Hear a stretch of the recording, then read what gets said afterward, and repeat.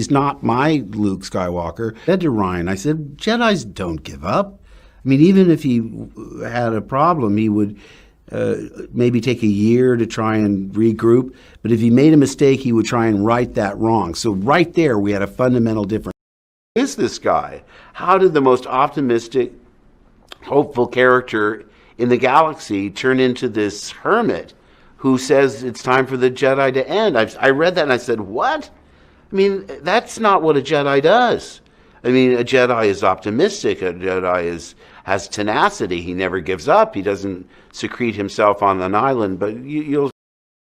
Something that George initially set out to do was a kind of 3-act saga with these 3 trilogies. And I think we felt that we should honor and respect that.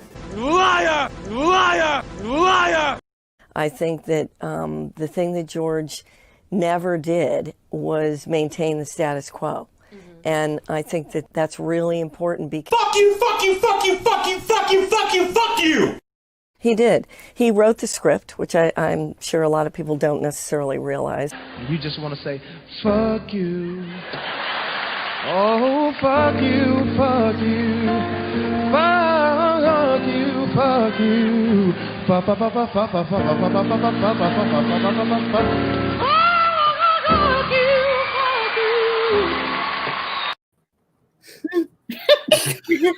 Sorry. You're fine. I always do that whenever I'm in between clips. I'm always like, I thought I had more time. Like,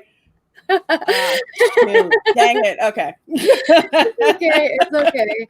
Hello, everyone. It's Sunday night. We're doing a ladies' night stream. I'm joined by LaRenia and then Charlie's, and I think it's Charlie's London. It's both of your first times on. Is it your first? I know Charlie's. It's your first time. Yeah. LaRenia, is it yours? It's my first time that I was able to catch. Yes. Okay, because I feel like I've done streams with both of you, and so it's like, but they've been on other people's channels, not mine. So welcome. Mm-hmm. Thank you. Glad to be here. So I have a question. I have to do this in the beginning because I will forget. Okay. I am trying to take a poll to see what everyone that comes on my channel, what their favorite colors are. So LaRenia, what is your favorite color? Blue. Blue. Okay. And then Charlie's, what's your favorite color? Red.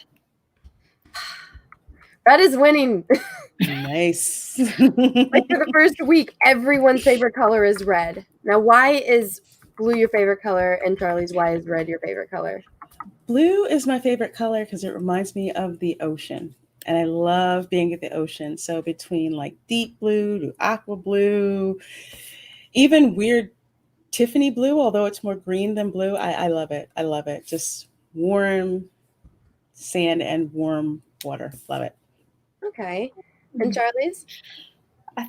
I think it's because red can pretty much go with most things. Like if I never know what colour to paint my nails because I don't know what I'm wearing all week, then I'll go with red. Red's the colour of my football team as well, soccer team, ladies.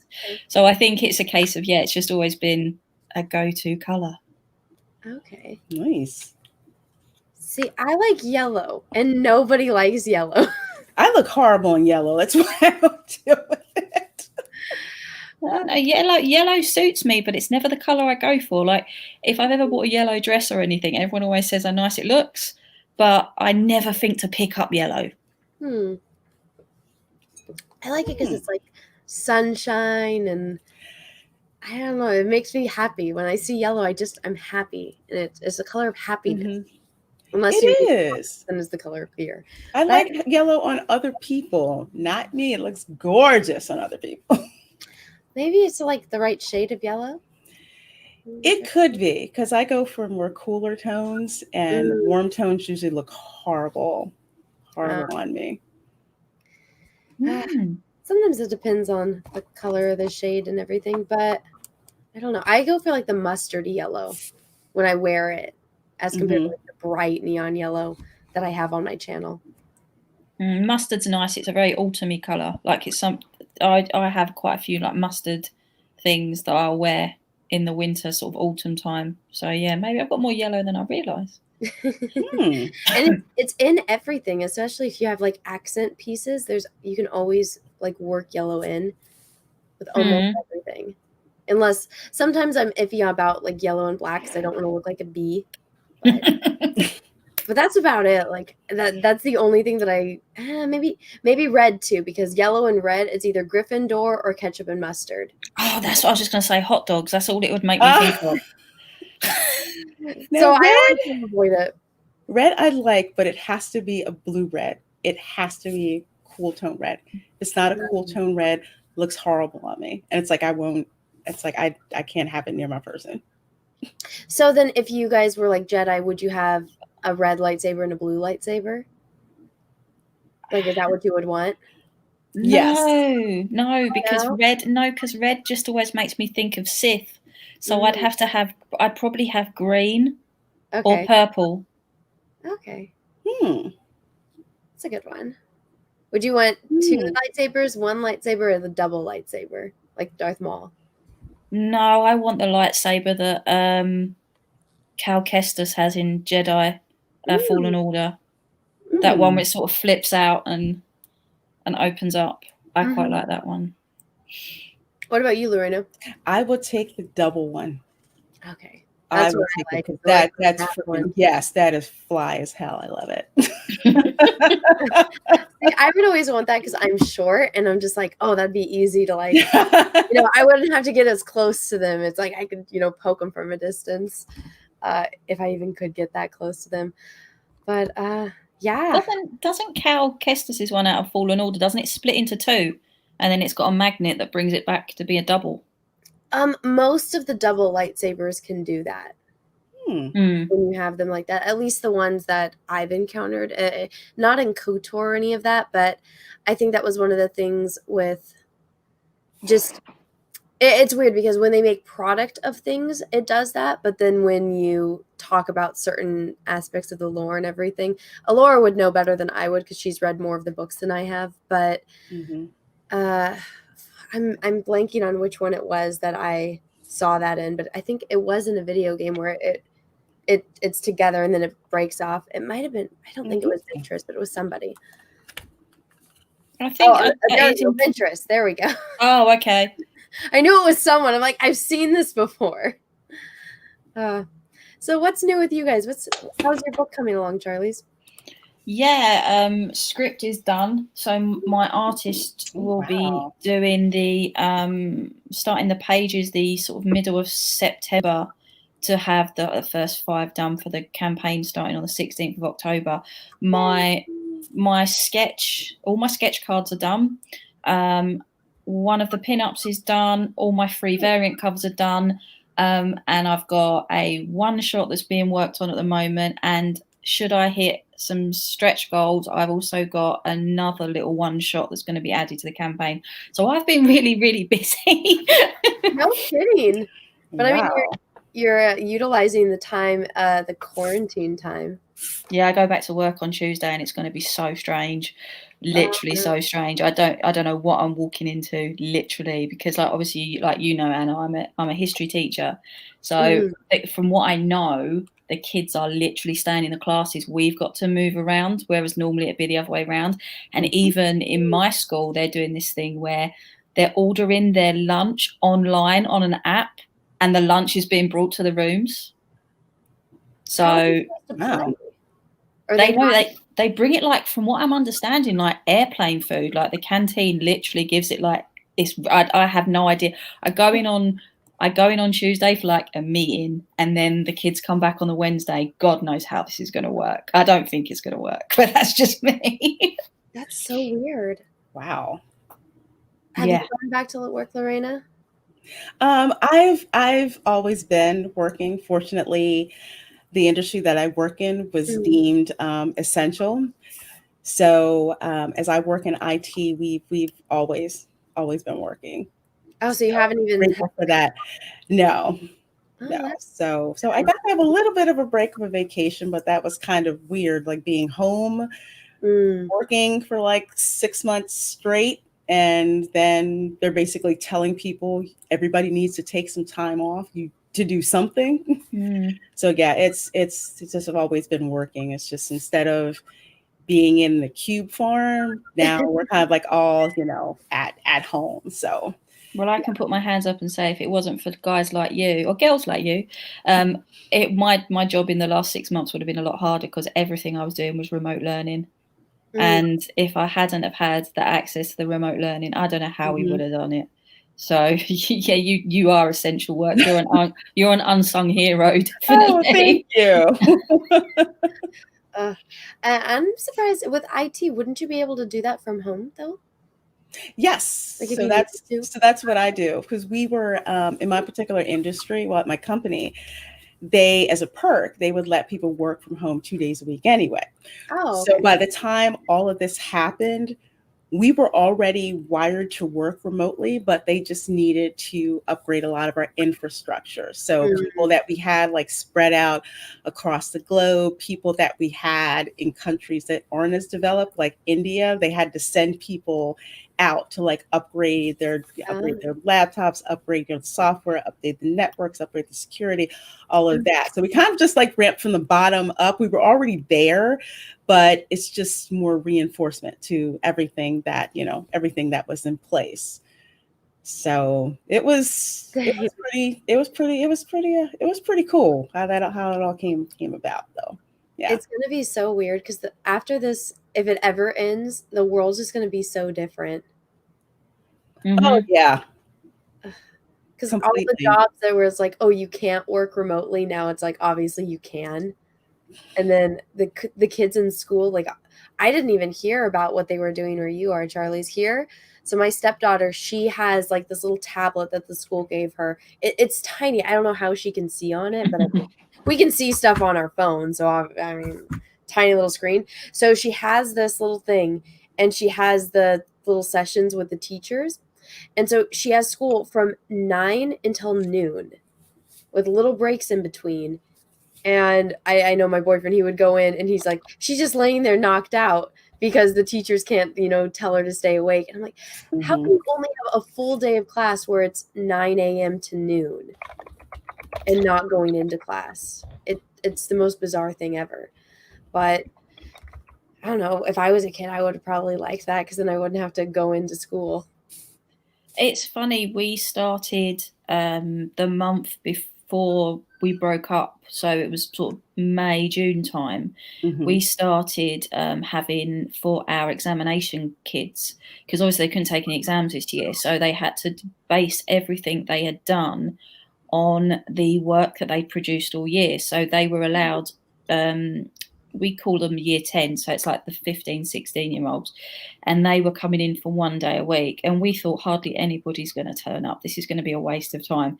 We'd go in and pretty much I'd say 75% of the cohort for the year were there, and they were saying things like, miss, we've just missed the normality of school. And they were really, really funny, because if you watch them like a social experiment, they were really socially awkward. Like it's like they forgot how to talk to people or talk to their own friends that wasn't involving a computer screen, and it was so strange. But there's been a lot of talk about, there's going to be a lot more online learning when we go back to normality, as it were. But I don't think there's going to be. I think the kids are still going to need that physical interaction, because you can't do this all online. My work was harder doing it all online, being at home, than it would be being in school. Yeah, I'd have to agree with you, Charlie, on that. Oh, well, thank you, sweetie. Thank you. You do, especially with learning, especially with younger learnings, they do really need that in-person interaction, because there's a difference between a computer screen and a real live person that you have to interact with. They really need that. And it's just a different exchange of information. It's like, even when I work remotely, back when we could go into the office, when we needed to really get things done, everybody basically got locked in a room with lots of whiteboards, like on the Big Bang Theory, and got it done. We had to grab people in and do it, because you needed that real-time exchange with someone in front of you, and not someone who could, throw an avatar up and, say, I'll be right back, or, whatever. Yeah. But yeah, remote learning shouldn't replace in-person learning completely. Well, also, it's like when you have especially younger kids, it's so important to socialize them, because then if you don't know how to interact with people, it's going to make it so much harder later on in life. And then you say like business stuff. I mean, everything that I've ever had to do is been, I can just work from home. But the reason why it happened was because I met people in real life. And then they're like, oh yeah, Anna knows how to do this. And then all jobs would come in because I had met someone in real life. And then when you really, okay, what is this project? Okay, you want to do aliens for a video game? It's like, all right, let's meet, like, let's have coffee and let's talk about it. That way I know what you want. And then like you pitch it to me and I kind of show you, like, here's all these different renditions, and we talk and we vibe off each other, and you get kind of a better understanding of what they want. And if you don't have that in person, I mean, especially for school, I don't know what they're going to do. Oh yeah, I mean, I teach 11 to 18-year-olds, so I don't go anywhere. Like, I don't handle like the younger years, but I don't know how they're coping, because at least like my age, they can be pretty much independent with what they're doing. And to be fair, like, I'd say a good 80% of them were doing everything they were meant to do and doing it on track and whatever. So I'm not concerned about going back and thinking, oh my God, we've got so much to catch up on. I'm more concerned with going back and thinking, what am I walking into? What are we doing? Like, how's this going to work? So it's going to be an interesting week. All I could think of is 11 to 18-year-olds. What they're going to think of something to mess with this system, and it's like, what are they going to come up with? Oh, of course, especially the really, really geeky ones. Oh yeah.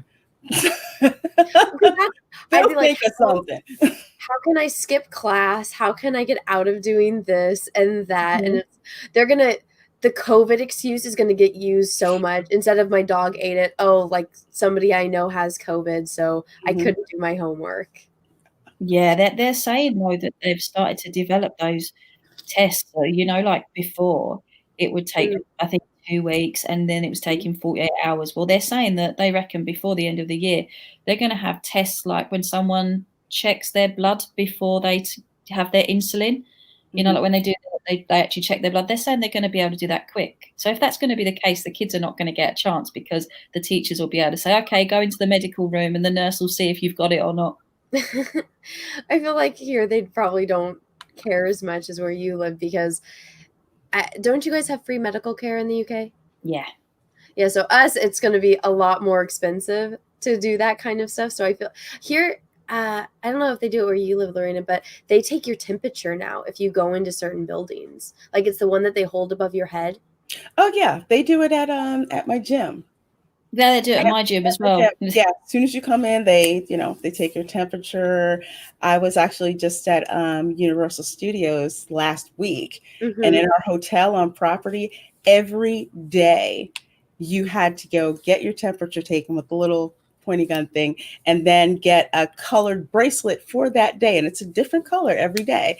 And you have to have that. You have to have that to prove that, just to go into Universal Studios. That's at the hotel, but yeah, even going into Universal Studios, yeah, they're doing temperature checks before you get in.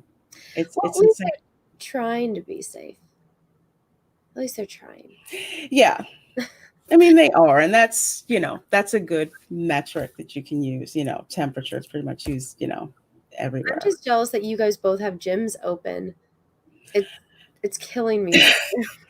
I know it was killing me too, and it's like walking outside or running outside is not the same. We need like free weights. So once the gyms opened, not as many people have been going, so it's not as crowded as it used to be, but people are finally, oh God, it was like, oh, we can finally go to the gym, Because it's like the place that you go to get healthy, right?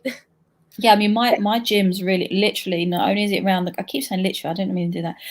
It's not only right around the corner from where I live, but on top of that, it's got an app where you can actually see how many people are in the gym. So it comes up with the capacity is 100, there's 25 people in there. So you sort of get used to going in times when you feel comfortable, but also everything is like the stations are all designated. So if you go on a treadmill, the next treadmill is like got a sign on saying this one isn't in use. Yeah, so it's all really sectioned out like that. So it's quite good. Yeah, that's how my gym is too. It's like every other piece of equipment is like blocked off, so you can't use it. Mm. So they can space people out. In the free weights floor, now there's like more space, in between each like machine. I because they used to be all packed together. Now they somehow spaced it out. Oh, I saw someone make a comment about Robert Frank. Yeah, it's like, why is Kentucky Fried Chicken open, but the gyms were closed? I felt his pain on that. I really did. Like, yeah, it makes freaking sense. He was on the Jack show one time, and it was so funny because he started telling my friend to get on steroids. But then I saw his video after, and he's like, "The gym is the place we go to get healthy. We're supposed to be healthy, right? With COVID, and you're closing all the gyms. What the hell?" I was like, bro, I kind of feel you because I don't like working out. I don't like lifting weights. But what I do, I like to swim, and I like to swim laps. And so there's a 24-hour fitness that's right down the street from me that has the Olympic-sized pool. And I'm like, I just want to go swim because sometimes the world is too crazy and I need to blow off some steam and I need to go I swim hear ya. laps. And I like to do it at like 3 a.m. when no one's there, when I'm wide awake. But it's closed and it's not looking like it's going to open up anytime soon. So I'm like, and so Yeah, you're basically British time, Anna. I am. I very much am. It's so weird being awake when the sun's out. But then the weird thing that works about being on British time is that all the news comes out. And so I'm awake when everything is happening. Whereas usually if I'm awake during my time, well, still I wake up late, I've missed everything. So I'm the last to know about it. So when I'm awake on British time, I'm the first to know about it. So I was like, this is good. This is helpful for my channel. So I got to be on this time for Yes. I know. I'm afraid of sharks. Yeah. Anna likes to swim, but she is afraid of sharks. That's why I go swimming in a pool, not the ocean. Yeah, but it must be. I don't think I've ever gone swimming at 3 o'clock in the morning. That must be really surreal. No. I mean, it's just like swimming at nighttime. Oh, yeah, I suppose so. It's just the thought of 3 in the morning. Well, maybe because my 3 in the morning is like noon for other people, like regular noon. Like I'm gonna go swimming at noon. That 3 in the morning to me is like that's my noon. So I'm just like, all right, I've been up for a few hours. Let me go swim. I did my video. I'll come and I'll swim, and then I'll get out. I'll go home and I'll live my day, and then I'll maybe do a live stream or do it on somebody else's channel, and then go to sleep, and then do it all over again with the insanity. Actually, that's because normally for work I have to get up at 5:30. So I find myself a lot of the time in the morning when I'm having my coffee and walking to the train station that I'm listening to a stream because, like, obviously the time difference and the Jack show, the time the Jack show goes on is 4 in the morning here. So you guys are well in swing when I'm on the train. So I normally end up listening to that live. So it's really bizarre for me because it's like, 10, 11 o'clock for you guys. And it's like 6 o'clock in the morning for me. Oh my gosh. If it's 10 your time, it's like what, 10, 11, 12, like 1 in the morning my time, I'm out. It's very late. Yeah, we do like the evening show. But it's early for me, but it's late for the guys. They're like, "Oh yeah, 11 p.m." And I'm like, "Guys, it's not even it's like 7 or 8. Yeah. It's not that bad." But then we go in and I'm like, "Guys, it's not even midnight." Like, Anna, it's like 3 in the morning. Like, you guys are fine. You guys are up at weird hours anyway.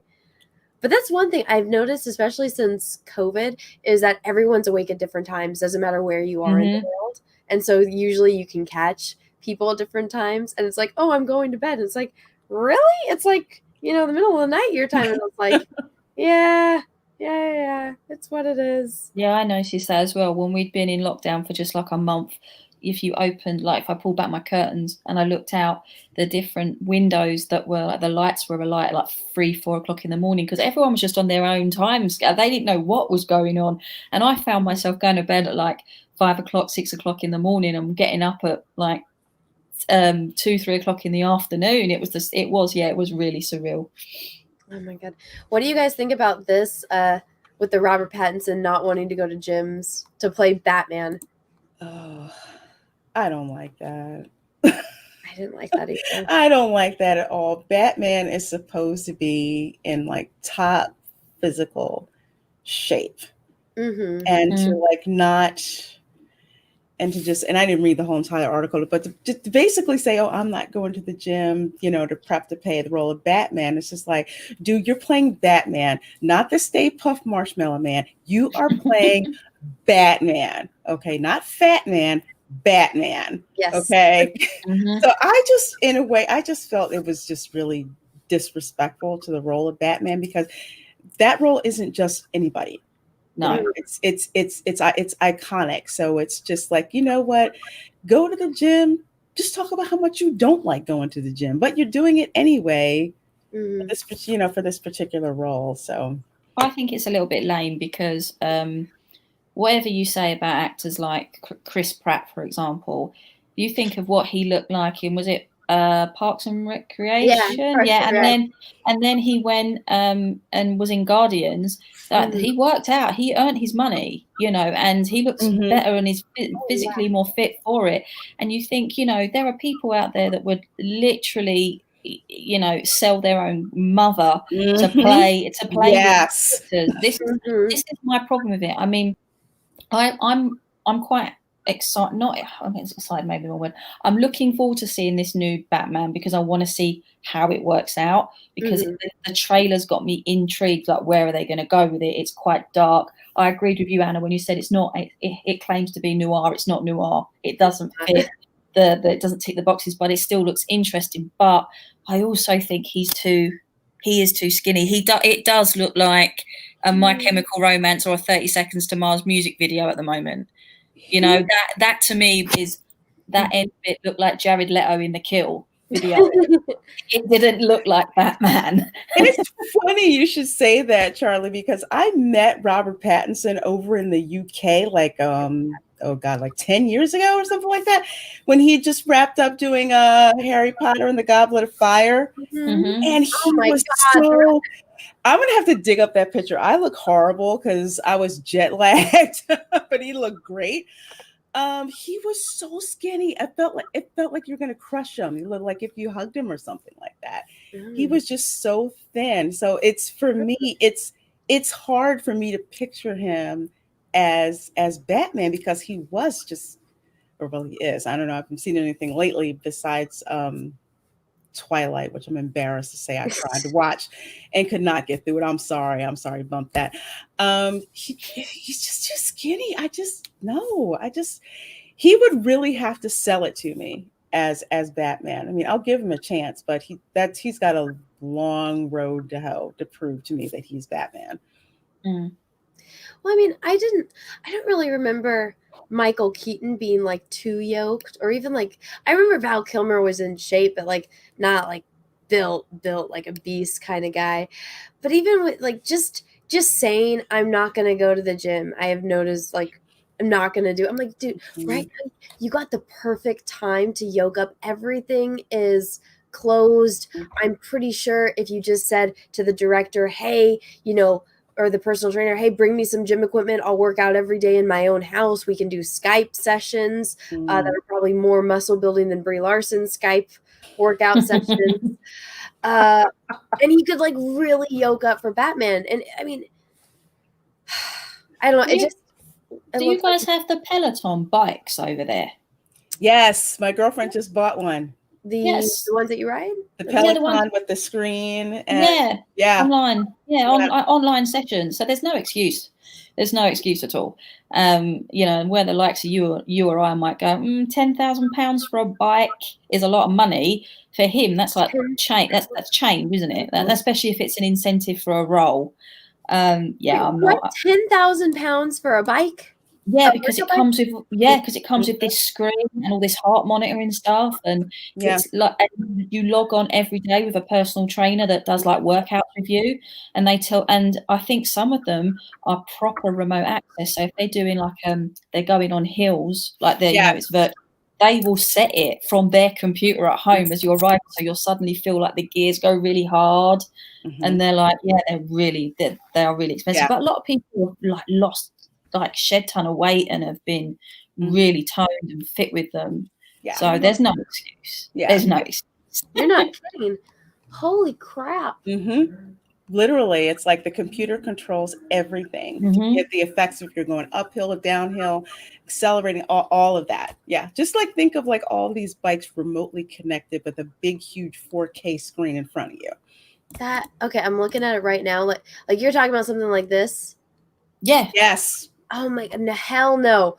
I would just get like a table and put my like laptop or my iPad in front of it and click the video.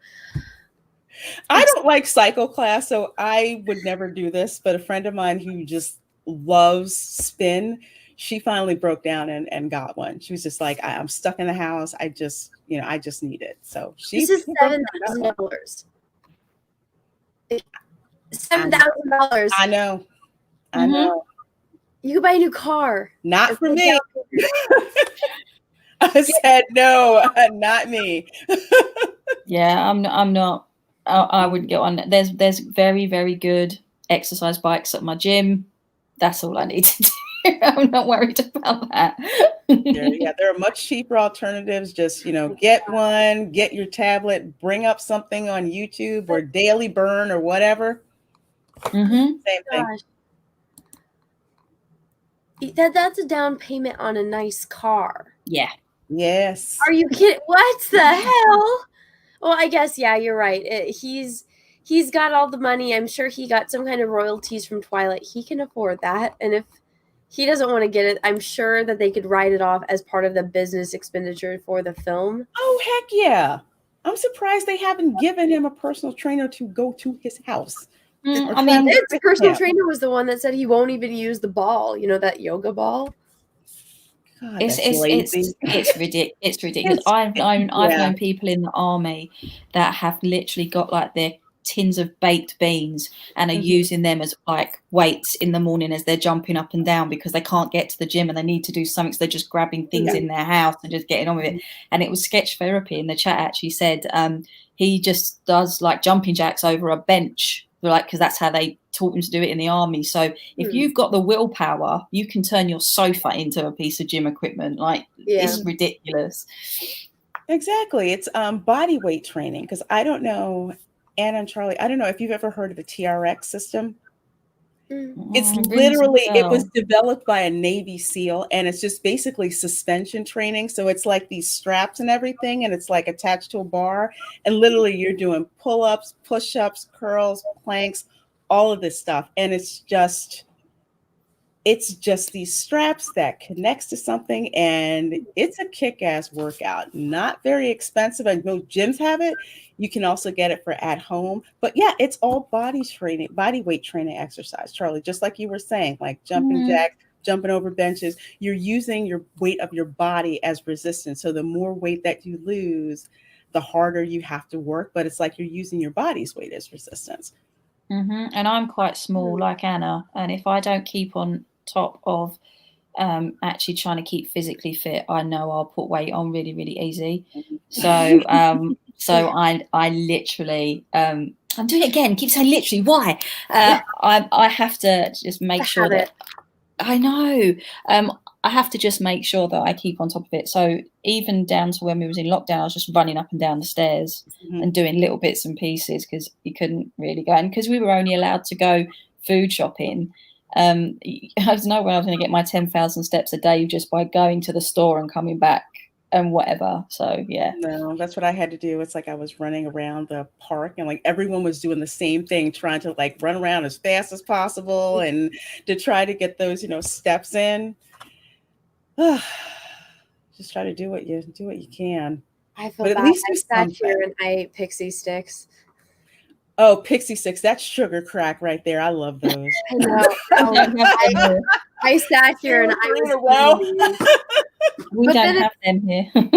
I think it's more so like, because if I'm one of those people that I will build muscle like that, and so I really don't like to, because then I look like a man, and I don't like that at all. But so the only thing is about swimming is it works out your entire body, so you don't get bulky. Because if I start like running or riding bikes and stuff, my legs just like, and I'm like, no. The point of this is to like lose weight, not to make myself appear bigger. But I don't know. I want to swim so bad, and I went into the ocean in like the first time in years the other day with my stepdaughter because I'm like, I need to do something physical and because it's just. I don't know. It's kind of like therapeutic just going in and swimming, but the fact that it's healthy for you and it works out your entire body. That's what it's like. He could even do that. He could say he has like the swimmer's build, but he's still strong from that. I'm like, you could do that. You could do anything. And people, say I'm doing a different rendition of Batman where I'm doing this type of workout. I don't know. Maybe this is vegan bodybuilder Batman or not vegan bodybuilder Batman, vegan swimmer Batman. And so that's why he's not going and lifting weights the way that Ben Affleck did. And instead he's doing some other thing. And people are like, okay, he's having a different take of it. But instead, no, I'm not going to work out. I'm going to sit here in COVID and hopefully memorize his lines. But I don't know. I'm just disappointed. Yeah. I can understand that. Like I say, I saw the trailer and I was like, it didn't set my world on fire the first time I saw it. But then when I saw it again, I was like, I can see that this could turn into something quite good. But I don't have much faith in Hollywood at the moment. So I don't think it's going to turn into anything good. It could, it could potentially go down that very classic detective Batman sort of route, but they're not thinking about the fans. They're not thinking about comic fans. They're just thinking about, I don't even know who they're thinking about, because their audience this fake audience that they think's out there that doesn't actually exist doesn't even buy any of their stuff. So who are they marketing for? Twilight people buy stuff. That's why when I saw that he was cast, like, this is genius marketing, because all the people that love Twilight, they're going to come buy it. They're going to buy the Barbies. They're going to buy the action figures. They're going to buy the T-shirts. They're going to buy all of it. So that as far as, worried about losing money like they did with Star Wars and, not even having a toy line for the last Star Wars movie, which is unheard of, they are going to have, I hope that they are smart enough to make a lot of merchandise for this, because all the women that loved Twilight, they're going to come and they're going to buy this without even having to see the movie. So they have that built-in marketing. Hopefully it's nothing like Twilight in that sense. I hope not. But I'm really proud in saying I've never seen any of them. They just did not interest me at all. It was painful. I said, you know what? I think I'll see it just to say that I saw it. But after the first, I'm like, no, no. I think I was tempted to almost watch The Last Jedi again. No. Oh God. I'd rather watch all of the Twilight movies on repeat for the rest of my life than ever have to watch The Last Jedi again. Oh, I've never seen them, and I've never seen the Hunger Games ones either. I haven't. They just don't appeal to me. I don't know. They haven't interest me either. It's just kind of like, the story doesn't interest me. I just remember my friend describing me Hunger Games as like, oh, these people, they go and they have their children kill each other. I was like, okay, lovely. That's very logical. And then she described how the boy fell in love with her is because he like threw her bread, like burned bread. And I was like, how is this romantic? Like, what? And then when you find out like what happens at the end, I'm like, so everything that she fought for this entire time was pointless because of what happens at the end of the series. I'm like, this is stupid. But did you guys watch Divergent? That was another one of those tween movies. No. Mm-mm. Okay, I was just going to say, this is the thing, is that I'm like, I'll put on something like an Alfred Hitchcock classic or what they're like. I like heavy drama. My fiance, on the other hand, he's seen all the Hunger Games. He's seen Divergent. He's seen Twilight, and he'll just put this crap on in the background. And I'm like, it's like role reversal in my house. It's like there's me with, like, as Anna knows, I'll watch the X-Files and and he's like, yeah, just put on something like this, and I'm like, what is wrong with you? Like, really?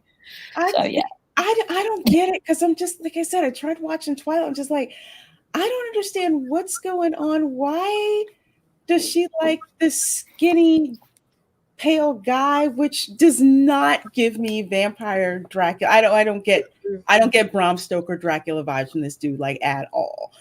at all. I just couldn't make heads or tails of what the heck was going on with it. No, So I think they were going for they were going for like the Anne Rice sort of market, but for young adults, weren't they?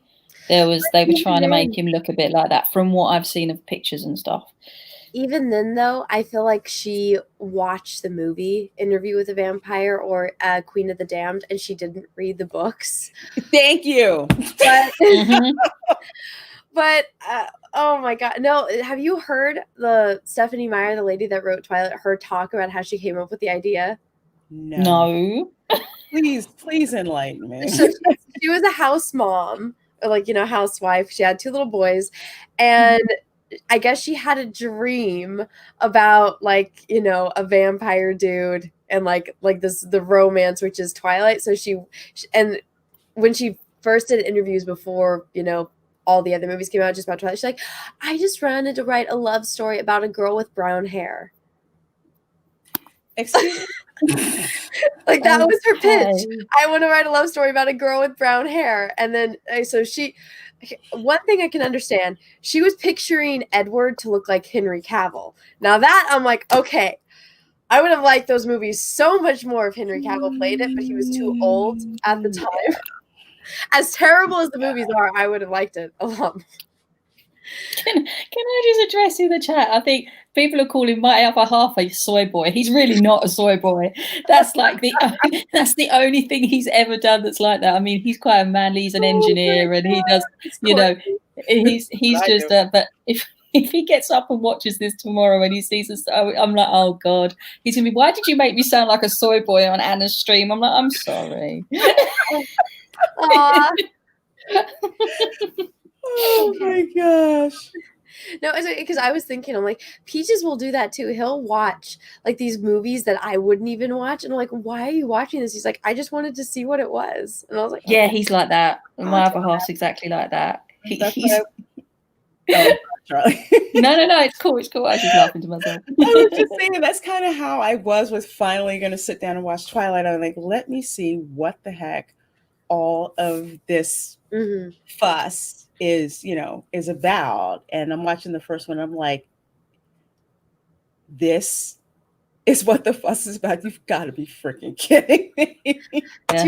It just, when I was little and I was reading it, and I remember I went and I waited for at midnight for the movie, and it was only me and other people that had read the books that were waiting in line, and so we watched it and we're like, oh. But I remember I was pissed. I was like, this bitch is not Bella. This dude is not Edward. This is terrible. Who are these people? And then I watched it and I was like, she sucks. She sucks. Originally, one of the people that they were looking at to play Bella was I don't know if you guys ever watched it, but the series of unfortunate events with Jim Carrey. Mm-hmm. Yes. Mm-hmm. Okay, so the girl that played Violet was that was the one that they wanted to play. And she's a good actress, even though she's not in a lot of good movies. She's good. But she would have been so much better for Bella. But the thing is, she's too pretty, because Bella in the book, it's like she's plain. She just has. She's like, I don't know how to properly describe it, but it's not that. She doesn't stand out in a crowd. The thing that made her stand out was that he couldn't read her mind, which this sentence is just ridiculous as I continue it. But so that was one of the things, like, she's too pretty, and I guess, I don't know if she was not available or not, or if she said no to it. But then they got Kristen Stewart. I was like, you couldn't find anyone else. Like, really? I think we call that the girl next door look over here. Yes. So it's like exactly it. Yeah, the girl next door that always seems quite plain, but is still out of your reach, I think is what it's meant to be a bit like. But yeah, Kristen Stewart, I'm not a fan of her either. Either mine. She just looks like you'd need to dunk her in a bath with a big bar of soap and hope that when she comes out that she smells clean, because she doesn't. She just looks like she'd be sticky. I don't think I've ever heard it described that way. No. The only thing I liked her in was Panic Room, and she was dying in that movie because she needed insulin. So, like, have you guys seen that one with Jodie Foster? I'd heard about it, hadn't seen it. A while ago, yeah. Well, it's that Jodie Foster buys this house and there's a panic room in it, and the person that she bought it from, I guess, I don't know if they were a gangster or something, but basically bad guys are trying to get in the house to break in because the safe is in the panic room. But then the daughter, she has diabetes, but the insulin is outside of the panic room. So the mom has to get out of the panic room to get the insulin. But if she gets out, then the bad guys will get in and kill them. Oh, So that's why, yeah. And Kristen Stewart's just laying on the floor dying because she needs insulin, so she can't. Oh, wow. And I'm like, she was good in that, but she was not doing too much. She was dying, which is, I don't know, her looking tired. But I don't know, the whole the Twilight thing. It was a thing of its time, and they've been trying to recreate it over and over again. And that's why when I saw what's her face, Catwoman, what is her name? Zoe Gravis, is that her name? Oh, you mean Lenny Kravitz's daughter? Yes, Kravitz, yeah. Kravitz, yeah. When I saw that she was cast, I don't know if you guys, how much of a Harry Potter fan you guys are, but did you guys watch Fantastic Beasts 2? I did not. I watched the first one and was like, no, this is not Harry Potter, and just didn't watch that. In fact, even when you go to the Harry Potter studio tour over here in the UK, the staff don't even talk about the Fantastic Beasts franchise. They stick to the original films. It's really weird. It's like they've completely turned their back on those two films. So, yeah, I've never seen them. Oh, because I tried to watch the first one and couldn't. So now I know why. It just, no. It doesn't feel like right. Harry Potter. I said, no, thank you. I'm out. Well, I like the idea of him going in around and like just showing all these fantastical creatures and having his own little thing. But then they tried to change it and make it all about Dumbledore and oh my god, what's his name? Green. I'm blanking. Oh, yeah. So Grindelwald. Yeah. But so I'm like, that's not. You pitched it to me like I was going to see all these cool creatures, and then it's about Dumbledore and Grindelwald. But then the second one, Zoe Kravitz is in it. She did not need to be in that movie. She's one of the Lestranges. And so they're trying to bring like Bellatrix's family into it. And all she does is look pretty, has a very low cut dress, and she's not wearing a bra. And she just walks in with the old Hollywood lighting. You know, when they illuminate a girl, like they're all standing in a room, all the guys look, and you know, the non-love interest girls look normal. And then she's like shining like an angel. And then that was it. She's every scene. She's like that. And then the thing happens at the end that had absolutely nothing to do with anything else. And it was terrible. So I'm like, they're trying to force that, like her to be one of those love interest roles, like an Ingrid Bergman or something.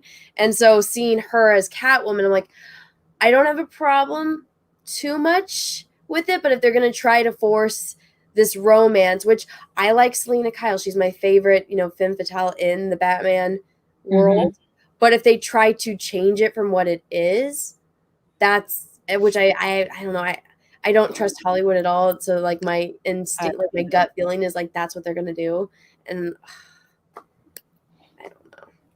Stay away from what Tom King did to Batman. Cause that I don't need to see Batman standing on a roof crying because he wants to propose to Selena Kyle. No. It's like, for me, Batman and Iron Man are very, very similar. Or, you know, as characters, Batman has the slight edge for me because of the background to Batman and the way that, you know, the original, like what Gotham is like. And every time I think of Batman, I think of the 1990s animated series. I think it's just because it was my first exposure to Batman, really, when I was a kid. And that's how it should stay, that Tim Burton sort of feeling. But when I think of, they've actually, Marvel and DC have both mucked up those stories. You know, like they've both ruined Iron Man and they've ruined Batman. And so for me, I don't see a positive way forward for either of those characters because I just don't see what they're going to do that's going to redeem it unless they just completely go back to the original and almost set it back to zero again. I was not happy with what they did with Iron Man in the end of the MCU. I did not like that. Oh, I was pissed. Wait, did you guys like Endgame? No. Okay, good. I fucking hated Endgame. I was like, what is this? The second they introduced time travel, I'm like, I'm out. Like, and I was in the theater opening night, and I'm like, no, I was, oh God, I was so pissed off at Endgame. If I didn't know that Disney owned both franchises, I would know 100% after watching The Rise of Skywalker and Endgame, because they both got to do the exact same thing. They both tried to tie up all the loose ends that the fans were pissed off with the previous film. Like putting the love affair between, like the relationship between Peggy Carter and Captain America in that, because everyone was complaining about it from the film before. And just, it was just, for me, I just watched it going, they're literally throwing everything at this and killing Iron Man. Why? Why did they do that? It was the most ridiculous thing. They broke my freaking heart. Okay, it was bad enough in Infinity War what they did for all the folks who haven't seen it. Well, yeah, basically what they did to Shield. That was kind of thank you. And the sacrifice that Stephen Strange had to make for that, and then what they did to Tony Stark. And I will not forgive them for that, because he was my absolute favorite character. So what they did to him in Endgame, it was just like they just kept stabbing me in the heart again. Oh God, I was so mad. I think the chat doesn't agree with us. They're saying Endgame was good. Endgame was superior to The Rise of Skywalker. I'm not saying it's not. I'm saying it's they had a very, very similar blueprint of what they were trying to do, in my opinion. From what I've only seen them both once. That was enough. And the other problem with the MCU is after, Age of Ultron, they just all started getting too long. Like 3 to 4 hours. I think we worked it out that we were in the theatre for nearly 4 hours with trailers watching Endgame. That's a long time to be in the cinema. It was ridiculous. And my whole thing with Endgame, like Anna was saying, once they did the time travel thing, I'm like, forget it. That's the biggest plot crutch ever. To me, that seems lazy. They could have just said, let's go back in history and let's find out where all of these Infinity Stones came from and get them from there instead of going on. But okay, so this was my thing. When I watched it, I was like, okay, they kill Thanos for whatever fucking reason, instead of interrogating him, instead of minutes, they're not doing anything, they just kill him. I get it, Thor was pissed, but still. When he said, oh, I reduced them down to atoms, I was like, here's where Ant-Man comes in. And so Ant-Man's going to have to go into the quantum zone and go find them. And when they saw when we saw the trailer and they're all in the suits, I was like, they're all going to have to go down like Ant-Man. And he's going to have to help them, and they're going to have to be scared of getting lost in the quantum zone. Yeah, subatomic, right? And then instead, they're like, oh, time travel. And then like, I wanted to walk out. Really? Oh, and then Hulk, when they say like, oh, what about A, B, and C going wrong? And Hulk has one sentence where he explains it, and I was so focused on what the fuck do you mean you're using time travel? So I missed the one sentence on how the time travel worked and how it wasn't going to fuck everything up. And I was like, well, now I'm confused the rest of the movie. And then Loki takes off with the Tesseract, and then all this shit happens, and then nobody read the disclaimer on the Soul Stone, really? Yeah. I think Civil War was the one that started to really annoy me, because I think I've read the Civil War comic, and it's actually like, the best way I can describe it is that you've got the arch of the story of Civil War, and then if you imagine, each character's got their own sort of take on what is going on. So if you imagine, it's like the Parthenon, right? So you got this big story, and then each pillar that holds it up is literally like one of their stories. Yeah. They took the Captain America perspective and made it Civil War. They made it the Civil War, which isn't what it is in the comic. And I think that the way that they did that, they done it such from like Captain America's angle that they tried to make Iron Man look like the bad guy. And he does look like that a bit in Civil War, but in the actual comic, it's the idea that there is no clear right or wrong answer here. They both want the best. And I didn't feel that it came across in the film that well. And also, didn't they used to stick to the thing of they were meant to have 3 films per character, and wasn't Civil War technically Captain America's 4th? because it was I've forgotten now, but wasn't it Captain America Civil War? Was it Avengers? No, it was Captain America. Yeah, but it was originally an Avengers story, so they've just sort of slanted it from his direction. I think I'm not making much sense. It It's was, 20 to 5 in the morning. It was Captain America, the first Avenger, then it was the Winter Soldier, then it was Civil War, right? So we had 3. Yeah, but So it Iron Man had was 3, he had 3. Thor, what was Thor's? Yeah, Thor Ragnarok. So Thor had 3. yeah. I feel like even though they were trying to have things come out on a timeline, it's like, wouldn't you want to capitalize on as much money as possible? Why wouldn't you make the Black Widow movie back in the fucking beginning? Why wouldn't you make a Hulk movie with the new Hulk, since you didn't want what's his face to go play Hulk because he was too much of a pain in the ass to work with? What's his name? American History X guy. Ed Norton. Yeah, Ed Norton. Yeah, because he didn't want to be the Hulk anymore, or they didn't want to work with him. So why don't you do the Hulk movie with the what's his face? Just with all of these characters you could have, and now it's like, now you just killed people. Tony's gone. Yeah. Which was okay. I get it. He had a kid. He didn't want to lose his daughter, but somebody could have it could have been one of those things where he fought Hulk again, where it's like, dude, you're being selfish. You can't just think about yourself. Think about the rest of the world. Like, couldn't we just all go back to when that happened, and now you just know that that's going to be your kid, even though it might not be the same? And then the same thing, they made Captain America selfish too, but this one I'm a little bit more understanding, because he did everything, so him going back and staying with Peggy, I'm like, okay, but it is a little bit selfish. But in that one, I'm a little bit more understanding. And then so the whole point of going back and where Tony gets to see his dad is to go get those vials, that way they can use the suit, because it's not wasted. And then Thanos has one, and he can take his entire army in shifts. I'm like, what is this? Your science is breaking its own laws within this thing. I don't what's going on here, man?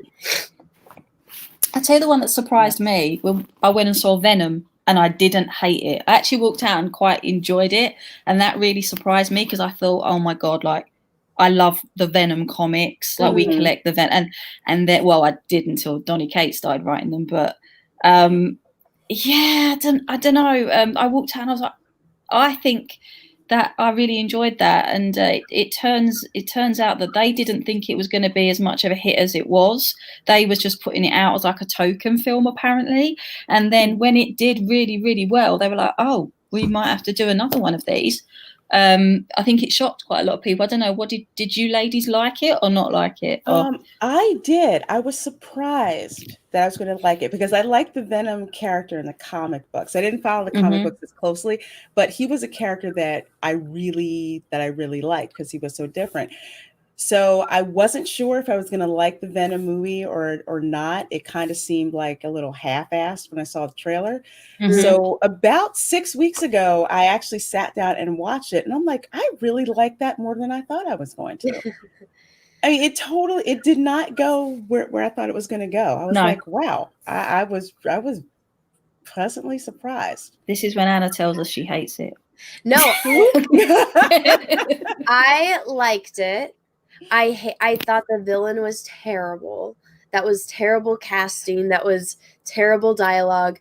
The girl in it, I don't know, with the millions of dollars they have, why she was wearing one of the shittiest wigs I've ever seen.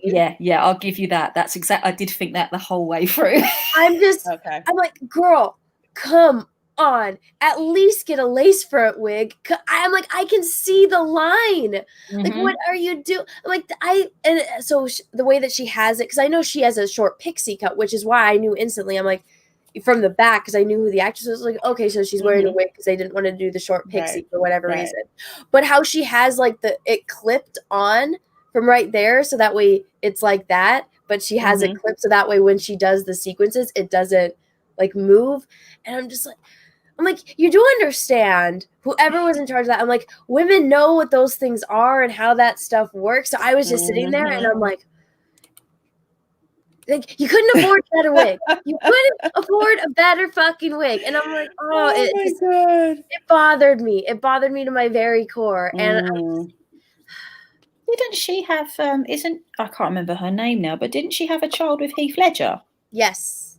Yeah, I thought so. Yeah, I can't remember her name for the Yeah, she's life the of one me. that was in Brokeback Mountain with him, and that's how they met. And then her daughter, she has the daughter with Heath Ledger. And I don't know, everything that I've seen her in, I don't really like her. So her and the villain were what killed it for me. I loved her boyfriend, like the next boyfriend after him, like the dorky guy. I thought he was great. And then also I'm like, I've lived in San Francisco, so I know how expensive it is. And if this dude is out of work, and I'm like, he's living in like at least a $2,500 a month apartment. He's obviously not hurting too bad. I'm like, what does she do? That's a nice neighborhood. It's like she's got the whole house. I'm like, what on earth is her job? Because that shit is not cheap.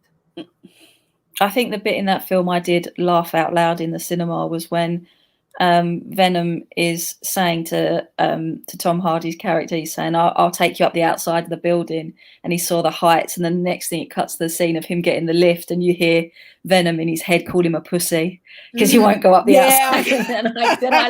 And I laughed really loud at the cinema. That was like, that's really funny. I think when I saw that at home, I was drinking something and it just spewed everywhere, and that I was not expecting that line to come up. I know one of my friends was really pissed because he was a hardcore Venom fan. He's like, Venom wouldn't say, "Oh, I'm doing this because I like you," and I'm like, yeah, I know he wouldn't. But in this sense that they're trying to, like, I think you're right, Charlie, that it was just one of those things that they just did to do it, and they didn't expect people to like it, so now they're going to do more. Even though they had that lead up at the end with what's his face. Oh my god. Oh, Carnage. Yes, Carnage. Like, on that. I was gonna say Woody Harrelson, but I'm like, no, what's the character's name? So they like left that open, but I feel like it was one of those things where they did that on purpose, thinking like, oh yeah, we're definitely not gonna be able to make it, but just in case to get people talking about it.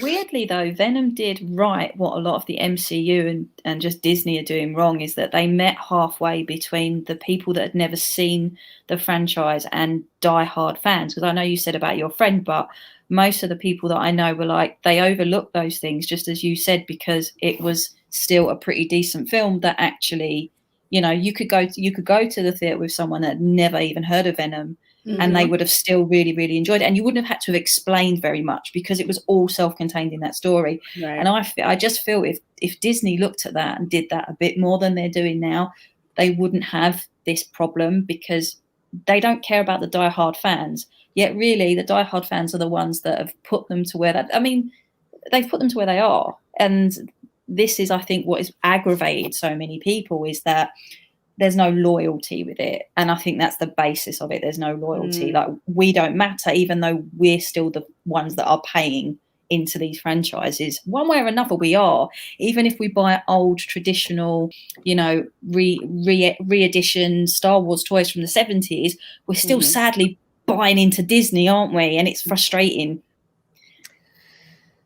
That's why I usually just get stuff like from thrift stores and whatnot, like with all of my Star Wars stuff. But yeah, you are right, especially with like the newer stuff. Like, it kills me knowing that I bought Baby Yoda, because I'm like, I'm giving money to Disney. I know, but he's so cute. He's so cute. See? I've got the same one. Yes. But he has a Slytherin mask on, and I got from Universal. So. Oh, no, you have Slytherin? Everyone's Slytherin. Charlie's, what are you? Gryffindor. Yay! Just like me. Just like me. I never meet other people that are Gryffindor. All of my friends are Slytherin. No, I'm Gryffindor. I did the Pottermore test, and I'm definitely Gryffindor. And I've got a black dog as a Patronus. I don't like my Patronus. I want to take What's it. Yours? I have a Lynx. I have some little freaking mouse thing. I don't get where that came from. I don't get it. But with the Podmore thing, I took the test 3 times, and all 3 times came back Slytherin. So Slytherin, and I have this little field mouse thingy as a Patronus. See, I went to Olive Anders and I got my wand. They picked me. I got to do the whole Harry Potter experience where they picked me and it like, woo, did you just get yours? Oh, I got mine, but I went and I got I was gonna get Narcissa Malfoy's wand, but instead they had this collector edition for the year. So so I went and got this one instead. But Nice. I almost got Narcissa's wand because it was gorgeous. The handle, it's so gorgeous. Oh, but I saw this one. 3. I've got Bellatrix's. I've got Snape's, and I've got Harry's. Okay. Because I used to, and I don't know why I did, because she's horrible, but I used to cosplay Bellatrix, and I don't know why, because she's horrible, but she really, just as a character, she's fun to wear. If that makes sense, she's fun to wear. I agree. She's got her outfits, just between her outfits and her hair and her personality. It's just crazy fun, even though she's nuts. Yeah, she's absolutely insane. But I think it's because I love Helena Bonham Carter. I just love her, and I think that's the reason. Her too. Yeah, so I've got her wand. If you read the backstory about her wand, the reason it's bent is because when she was trained in the dark arts. She was, if I remember this story rightly, she was trying to summon the power Voldemort was teaching her, and it bent her wand because she couldn't harness the power, and that's why it's the shape that it is. Oh, I'm sure that's what I remember reading. I think I read it on on Pottermore again. I'm such a Harry Potter nerd. I feel like, aren't all like British people Harry Potter nerds? I am not that one British person that didn't love Harry Potter.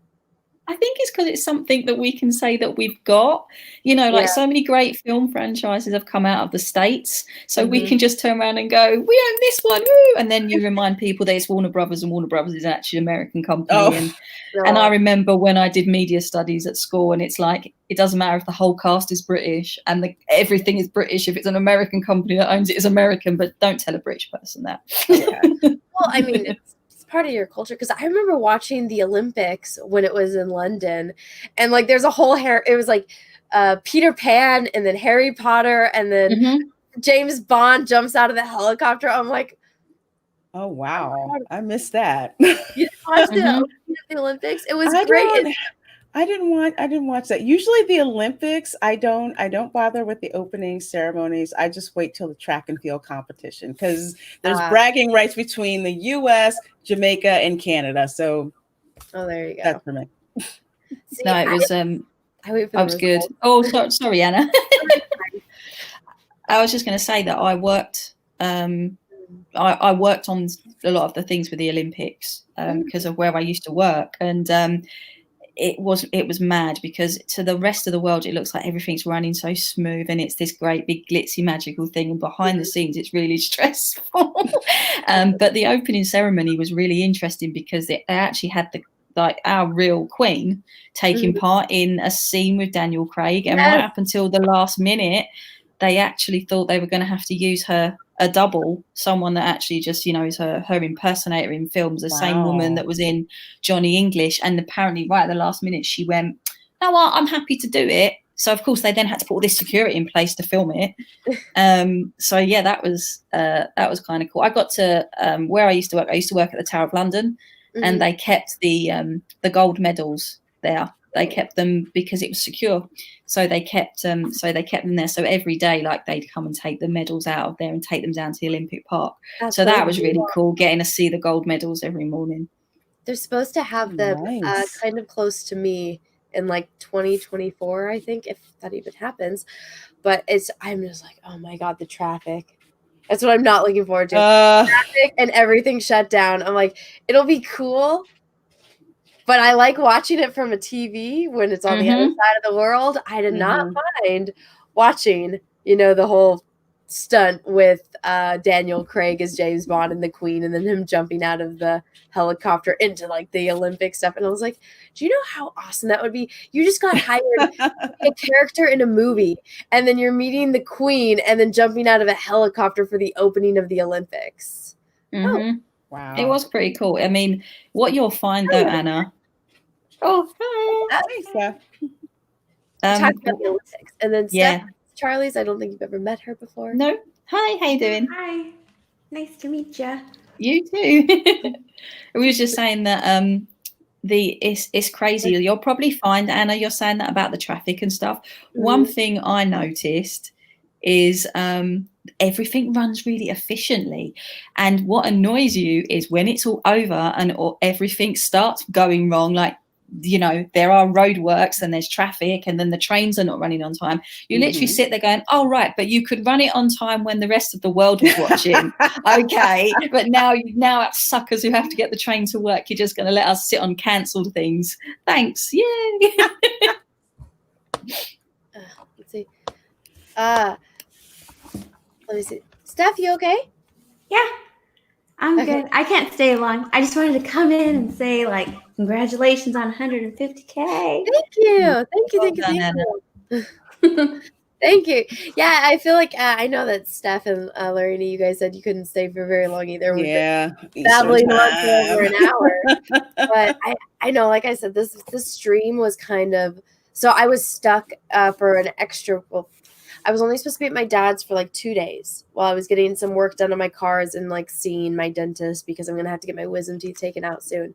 And I have to go up to where my dad is because the dentist is my mom's cousin. So they waive a lot of the fees. So I'm like, get like a 90% discount. So I was like, okay, I'll go 7 hours to my dentist for that because it saves monies. And then I ended up staying there for like a week and it was hell.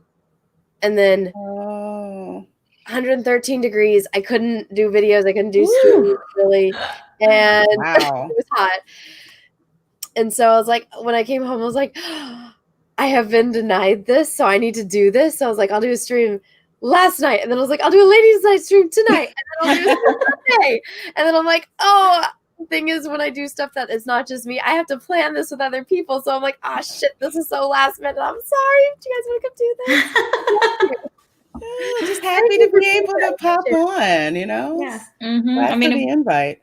Anna and I have been trying to organize a stream for like 2 weeks, and Oh both my of us have goodness. been like, so I'm just like, whenever she's free, she's going to just message me. That's really cool because I don't want to keep bothering her because she's got so much she's doing. If anything, it's like if you message me, then it pops up first on my my messenger. So it's like, oh, okay. So, you know, because when you're talking to, especially when like hundreds of people are sending you messages about different things, and it's like you get lost in the traffic of all of it. So it's like if you send me more, then it's like it pops up to the top so I can see it sooner. Like that's sometimes when it's group chats because it's so many people talking that it's always there at the top. So sometimes it's convenient. But yeah, so I don't know, Steph or LaRenia, if do you guys like X-Files? I do. I love X-Files. I have the whole case. Like, yeah. Let me show you the Have you even been to Vancouver where they shot it? And got to see some of the locations. Yeah. That's awesome. Yeah. Yeah, that is awesome. Let me see. So Charlie's has been building Mulder's office with Legos. Oh, I saw that. Really? Yeah. Don't ever surf Pinterest when you're bored. You end up doing things like this. Oh my gosh, I love that. Like, look at how legit I love That is it. awesome.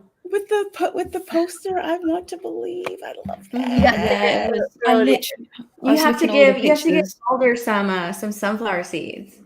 Well, what I really wanted to do, but I couldn't find the bits to do it. I wanted to bring the roof over a bit more and then have these little yellow things hanging off of it from the episode where he flicks the pencils up at the ceiling. Yeah. But I couldn't get anything that represented it enough. And I was like, I'm just going to leave it here because otherwise this thing's just going to end up becoming as big as my house. If I just don't stop. God, that is awesome. Oh, this is amazing. I love it. Where did you find Smoking Man? Who else? a deep throat? And then they have what with the Russian sewer monster. Yeah, the flute man. So freaky. You can't see it, but right near the Want to Believe poster is you've got Eugene Victor Toombs, then underneath you've got X, the middle one you've got Fluke Man, then you've got Cancer Man, then you've got Deep Throat. Now, don't ever type in Deep Throat and don't type in the word X-Files after it on Google Images when you need to get these pictures. I'm just going to throw it out there, right? Oh my God, man. Yeah, don't do that. Just don't do that. But yeah, it was. I literally was like, I really want to make this, and I saw a guy had made a set and he'd submitted it to Lego Ideas, and Lego Ideas rejected it. And apparently he tweeted it out, and Gillian Anderson and David Duchovny were like, why have this been rejected? And they were massively campaigning it. And then Lego issued a statement saying it's because it's like adult themes and whatever. But there is talk that they might look at doing it again because they're bringing out a Seinfeld set. They've got Stranger Things. They've done Friends. So there's no reason now they can't do X-Files. So I was like, I want to make my own one. And the other day, we just I spoke to my other half, and he said, well, there's a Lego shop near us that's got, the brick section, pick a brick. Why don't you just take the picture that you want down there? And, and the guy was so helpful. We was in there for like 2 hours, and he was helping me pick all these bricks and everything. And then when I got home and I was just building it, and then it's turned into this. And me being me, I've printed off. I don't know if you can zoom in, but on top of the little red stacks, it's actually little pictures that have got actual X-Files that I printed off Google and stuck them on the top. Oh my God. That is awesome. This detail is awesome. Wow. Well, thank you very much. Look up there with the files. Yeah, so it's sitting on my desk because I thought it was a good place to put it. Were they already like Lego characters? They're from eBay. I think they're just like fake ones. They're just called minifigs on there, but they have they've also got the alien on there, and they've got a Skinner. So what I'm thinking about doing is getting an alien and putting it on the roof, and then having Skinner by the door. Like I said, this thing's going to take it's going to take on a life of its own. I can see it coming. That's Oh awesome. man, you have to share every single step of that. I love it. Yeah. Did you record a time lapse, Charlie's? No, I didn't. I'm so silly. I should have done. You should have, and then it could just like start from scratch with all your pieces, and you building the Legos. That would have been awesome. But this goes to show how nerdy I am with X-Files. Like X-Files is my thing. It's like Jan, my fiance, said, hang on, isn't The Office blue? I was like, The Office is blue from series 1 to 5, and then The Office gets burnt down, and then it's rebuilt, and again it's beige. And then I've got that one. Yeah. I have her around here too. Okay, I have let me see up here. Oh shoot. Don't even think you'll be able to see it. Up there, I have the Barbie, the X-Files Barbies. Yeah, I've got I've got them as well. I've got them as well. Yeah, they're so cool. Oh God, back at my parents' house, I've got literally all through my teenage years, this is what I collected. I was collecting, this was the stuff I used to spend like all my pocket money, and then when I had a little Saturday job, all my money went on that stuff. The things I've got back at my parents, I've got, I think the last count was I had over 2,000 trading cards, because I had all the trading cards, and then I had the costume cards and the signed cards.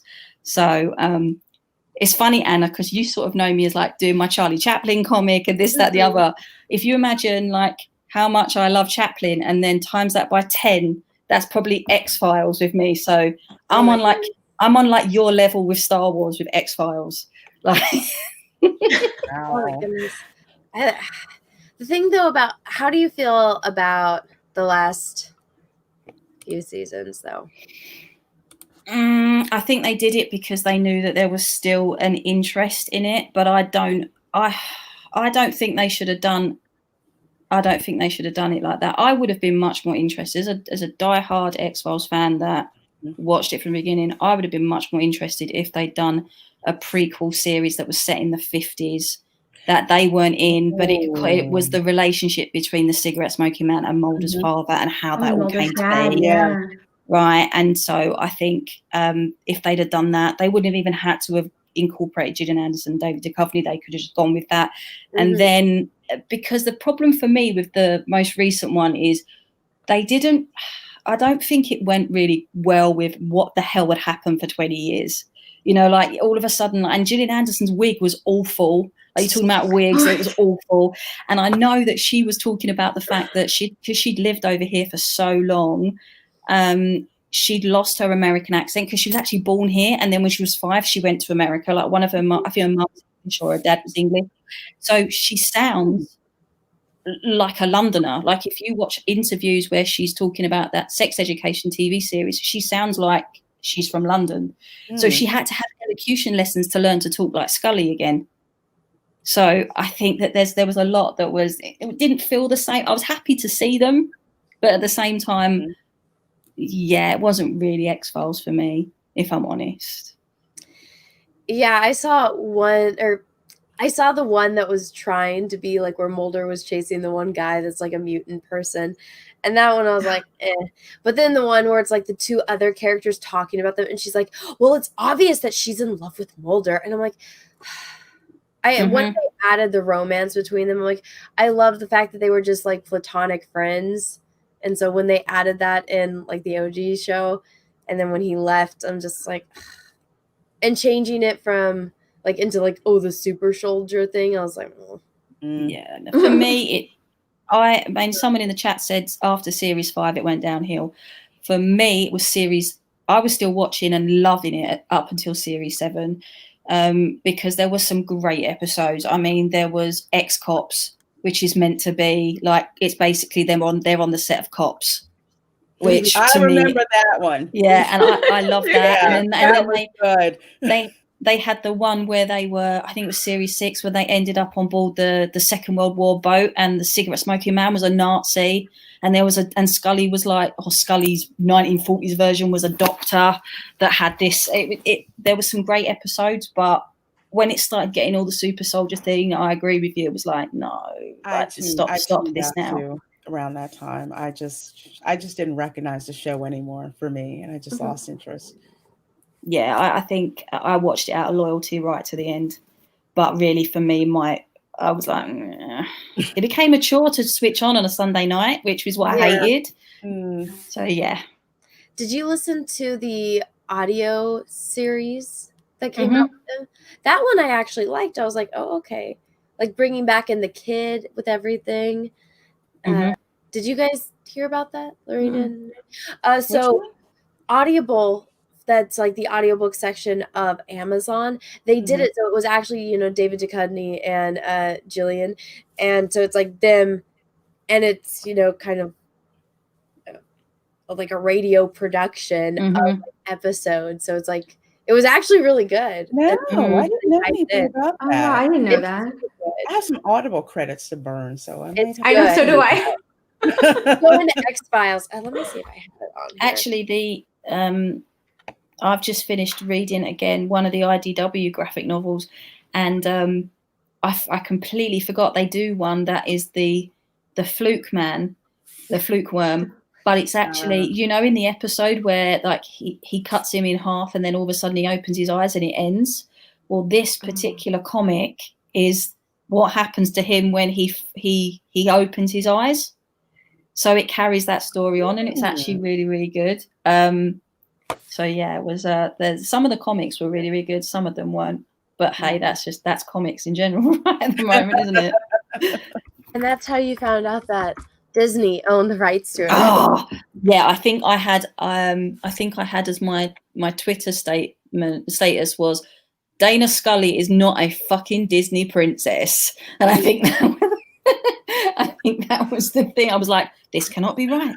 Okay, so for whatever reason, it's not on my app, but so these are the 2, and they're actually really good.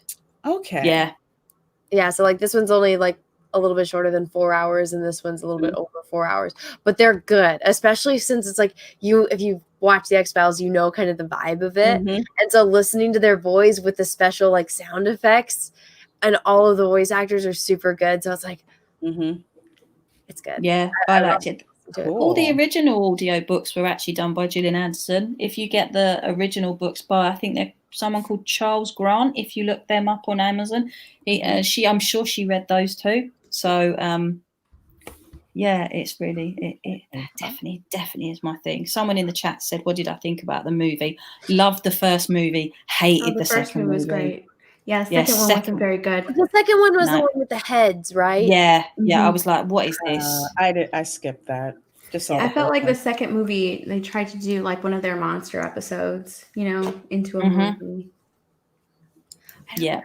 I like the whole like thing, like you get stung by the bee in the first one, and then like all the kids in the middle of nowhere, and just it felt so much like X-Files. And then the second one, I remember going to the theater with my family, and we're like, we're gonna go see an X-File movie, and it's gonna be in the theater, it's gonna be so exciting. And then I'm like, yeah, that's how that was it. I went and saw the first one. I loved the first one.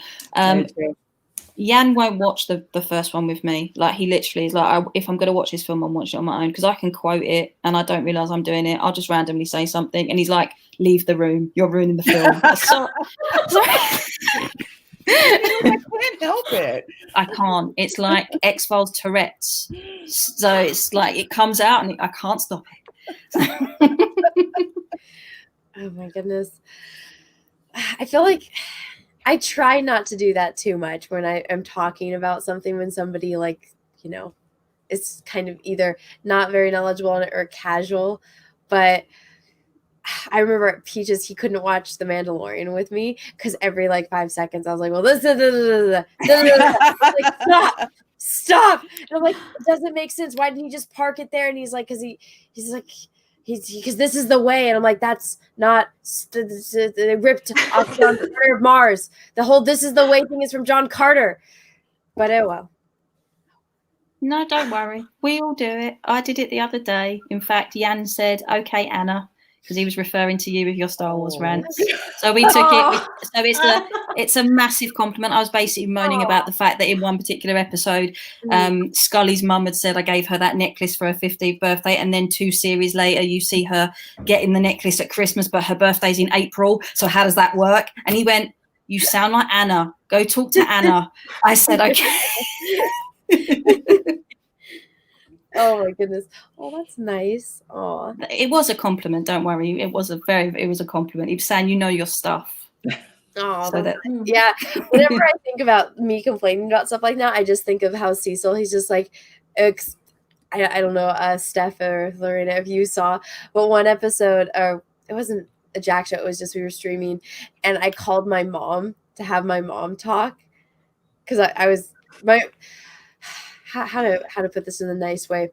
My mom is crazy, and so I was explaining something about my mom, and Cecil's like, call her. So I called her, and then this conversation derailed, and I was talking about Star Wars, and she's like, Anna, it's just a movie. But I'm like, you don't understand, Mom. It doesn't work like that.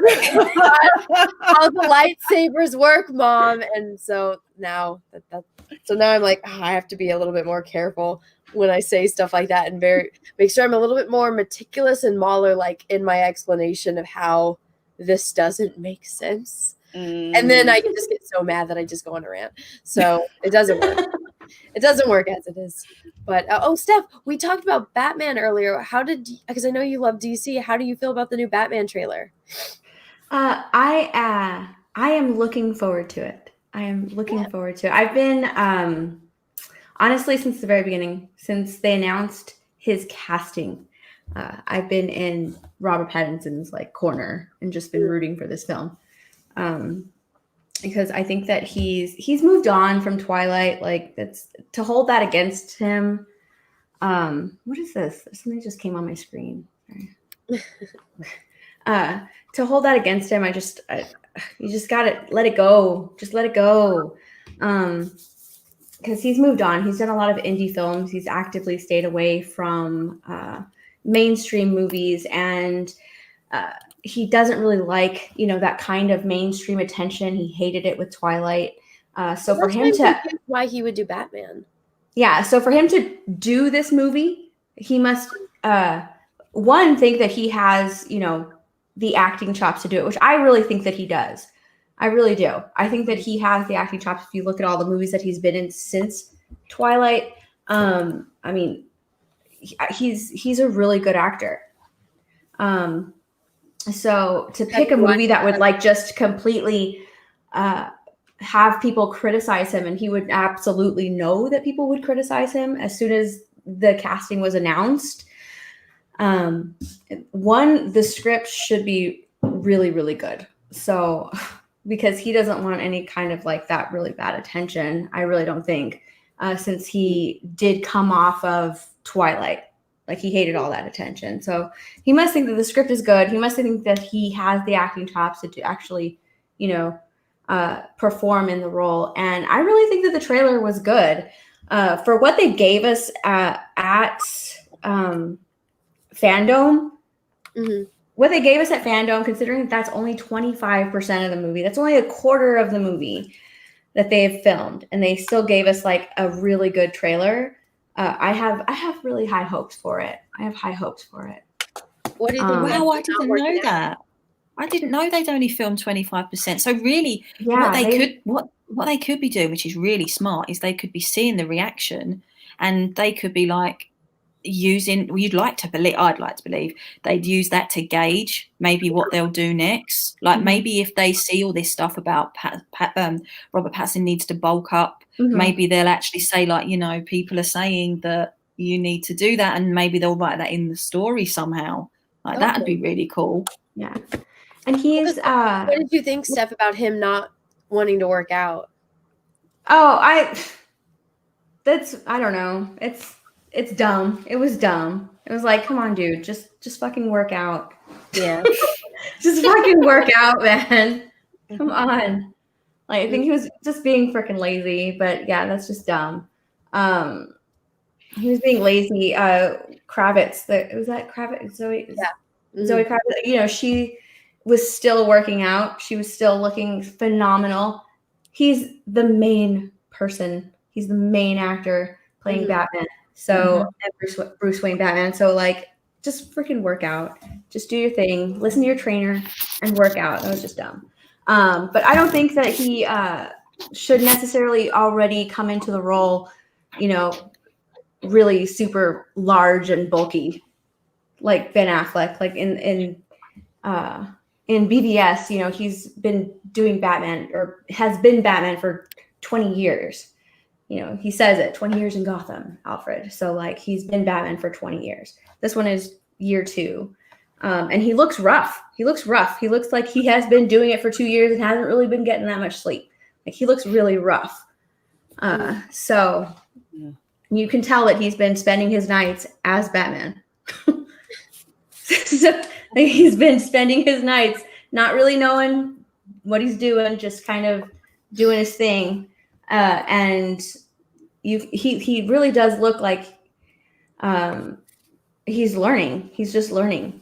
And it looks like that's why I really like what we've seen in the trailer, because like in the trailer, there are parts in the trailer where like you can only guess at what's happening, because like a lot of script leaks and stuff on Reddit and things. So like in the trailer, you can kind of go from like what I've read on Reddit and compare it to the trailer, and put 2 and 2 together and kind of just see what's happening and guess at what's happening. But the fact that he is, and what Matt Reeves came out and said too. So like Matt Reeves said like he's been trying his hand at being Batman and doing. Oh no! Did she freeze? She froze. Oh no! Uh-oh. Steph! Unfreeze. Oh, no.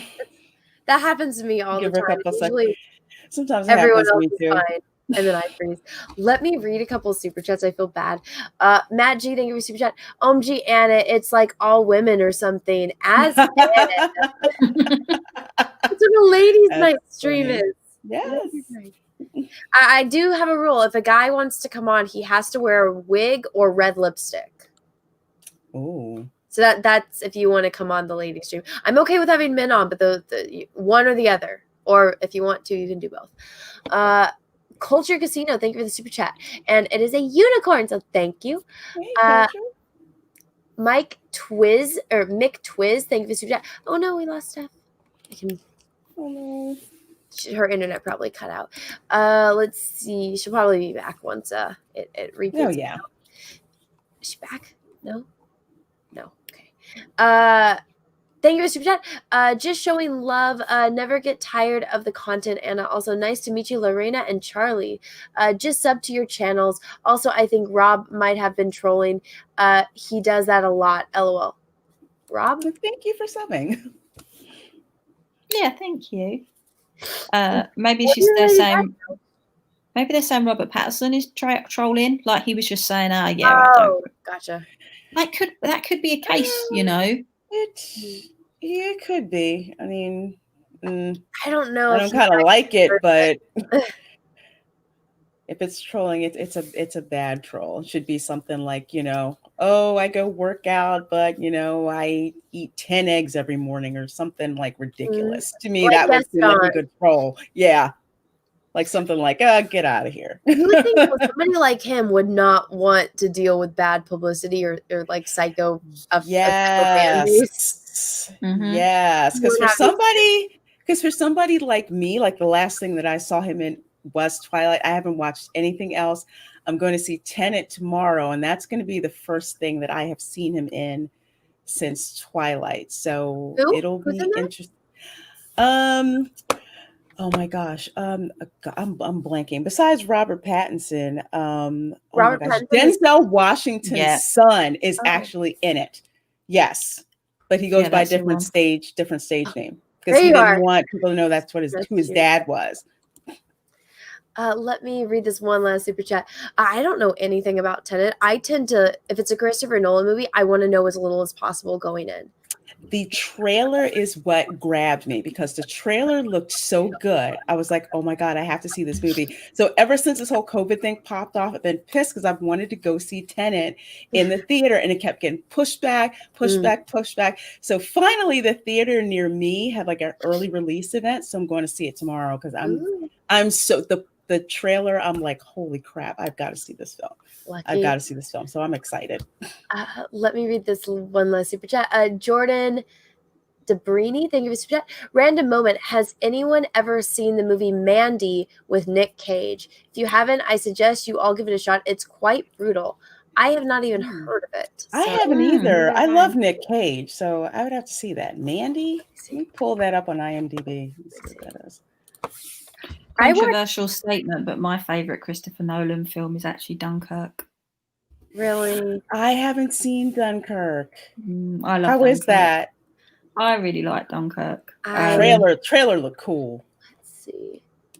Okay, here's Mandy. Oh, that's the wrong one. Where's IMDb? Rotten Tomatoes. IMDb. Here we go. 2018. Okay, so it was recent.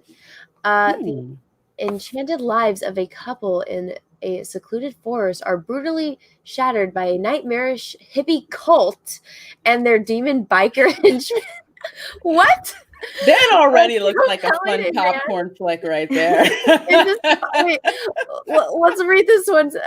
Nightmarish hippie cult and their demon biker henchmen. Demon biker. What? I just get Ghost Rider flashbacks when I hear that. Oh my God, yes, thank you. Great, I'm not the only person who thought that. Oh my, is Elijah Wood in this too? Is it? Okay. It looks like an artistic film.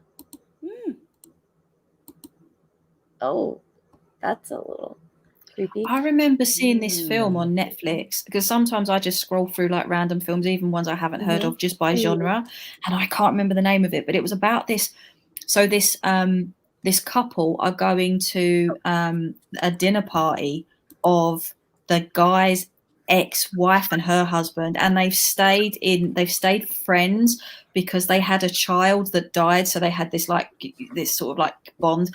And when they get there, there's like all their old mutual friends are there, and so like the whole thing is set around the dinner table, and it's all really, really creepy. Like, and her new husband is really like, there's something like really strange, and he's almost hypnotic. And when it gets to the end of the film, you realize that like he's got, it's like a Charles Manson sort of film, that every single house in the Hollywood Hills where they are, they've all got someone who's married into these families that are all going to slaughter them, because all of a sudden, like, this guy pulls out a knife and starts killing people at the dinner table. And there's like, and then you like the couple who, you know, the newlywed couple, they manage to get out. And when they go out and look out on the Hollywood Hills, they see like all these beacons that are alight, and they were all meant to be like when someone lit the beacon, it was like, yeah, we're now about to start slaughtering the people in the house. And you see like, you hear all these screams, and then the film just goes off. And for the life of me, I can't remember what it's called. It was really good. You know. You have to remember. I hate to do this. My bladder is about to explode. Can you ladies hold down the fort for a minute while I go pee? Yeah, no worries. Yeah, sure, no problem. Yeah, I don't remember what it's called, but it was like, it was really good, because like they got outside and they just heard all these screamings and like the police cars and all these, but you notice they light the beacon. Like, it's one of them films that you have to watch again, because you start seeing all these symbolism things. And it's a bit like, it's got the vibe is very much in between like the Manson killings and sort of a bit like Get Out, because Get Out is one of them films that I feel like you go back and you watch it again. That's it, The Invitation.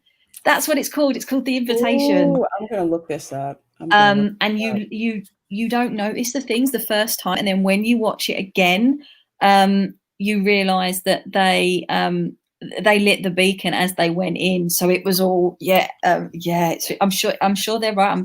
So The Invitation from 2015.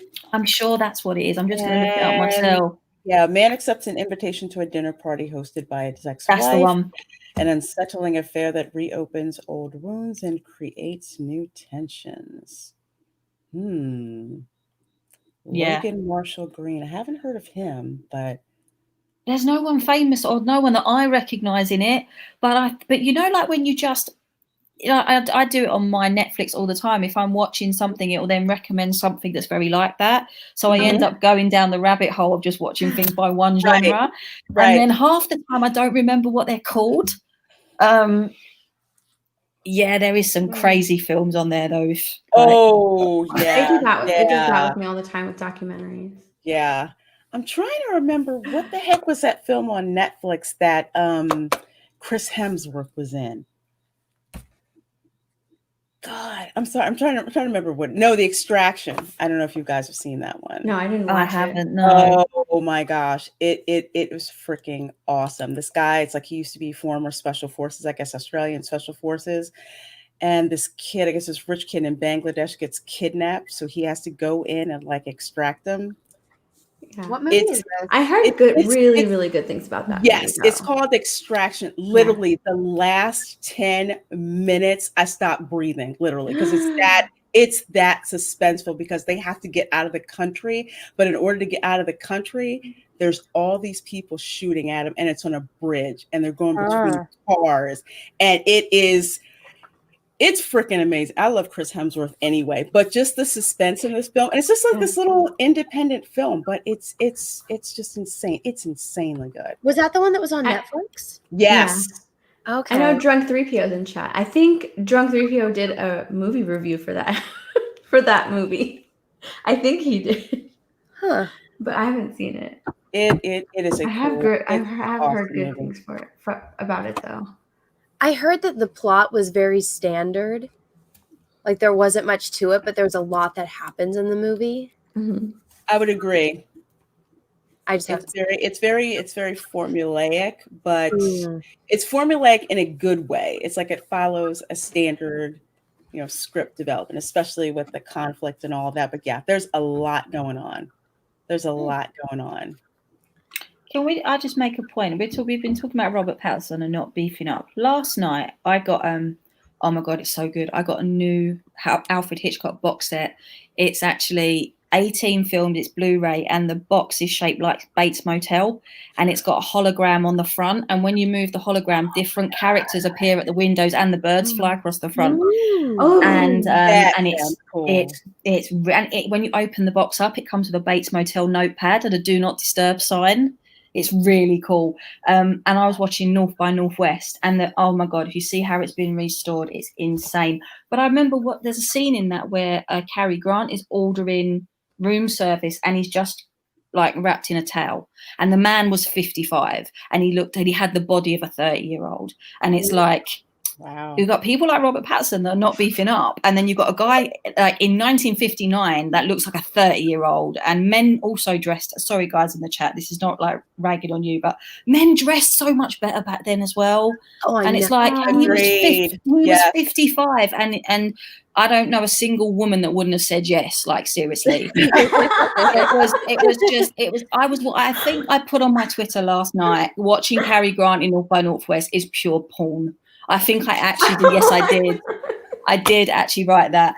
And I kid you not, I was watching this film thinking there is men now that have got a lot to learn, like a lot to learn. Look at this. This is a man right there. That's my rant for the night. She's like, let me double check my Twitter. Yeah, I did. I wrote that. But it is a real, like, seriously, watching that film last night, I was like, why don't they make films like this anymore? You know, and Psycho and Vertigo and The Birds. And Psycho was awesome. Psycho is my all-time Hitchcock favorite movie. It's just, I have never seen the original Psycho. Oh my God. I know. I was pissed. I went to the movie store, and I went to, back when they had movie stores, to rent a movie, and I wanted to rent Psycho. And the person that had rented it before, they had put the DVD in the wrong box. So I rented the Alfred Hitchcock original Psycho, but the DVD that was in it was the Vince Vaughn version. And I was like, why is this in color? And I was like, okay, maybe it's one of those restored things. But then I was like, this doesn't look like it was filmed back then. Oh my God. I And I remember, was like, what is this? I remember many years ago going to Universal Studios, and they had a Birds 3D. So you sat in the movie theater, and literally they showed you like bits of the bird, like this sequence from the birds, and they're flying at you, and it was like really scary because literally you're wiping your hands around your face and there was nothing there. And when you went into the gift shop afterwards, they had like a, you know, Bates Motel do not disturb signs and all this stuff. And I was only about 10, and I remember I really wanted, they sold shower gel, right? But it was red, and it was the same consistency as like the blood that was meant to be in Psycho. So the idea was when you used it in the shower, it went down the drain hole in the same way. And I was like, Mum, can I have it? She's like, no, you're 10 years of age. I was like, I don't care, I really want this stuff. She's like, you shouldn't have even seen Psycho, like, you know. And I Oh my gosh. Have you guys ever seen Halloween H2O? No. Yes. There is a link between the movie Psycho and Halloween H2O, because Janet Leigh is in Halloween H2O, and she has the 1950s style car from Psycho. There is that scene in Halloween H2O. It is creepy as heck. Yes, and it's got the Psycho link. Yeah. Oh wow, yeah, no, Hitchcock. I mean, the next box set I want to get is Alfred Hitchcock Presents. That's the next one that I want to get. Yes, I like Alfred Hitchcock Presents and the original Twilight Zone. Oh God, yeah. Do you know? I swear, you're probably the same, you girls. I was born in the wrong era. Like, yeah, everything I love is not now. I feel like because my parents were older, so I think you probably know Charlie's because you watch a lot of the CG streams, but my dad and Ethan's dad are the same age. Oh, I get. And so it's one of those things. So all of the things that my parents like were from their generation, which is what, because, you know, my parents are in their 60s and I'm in my 20s.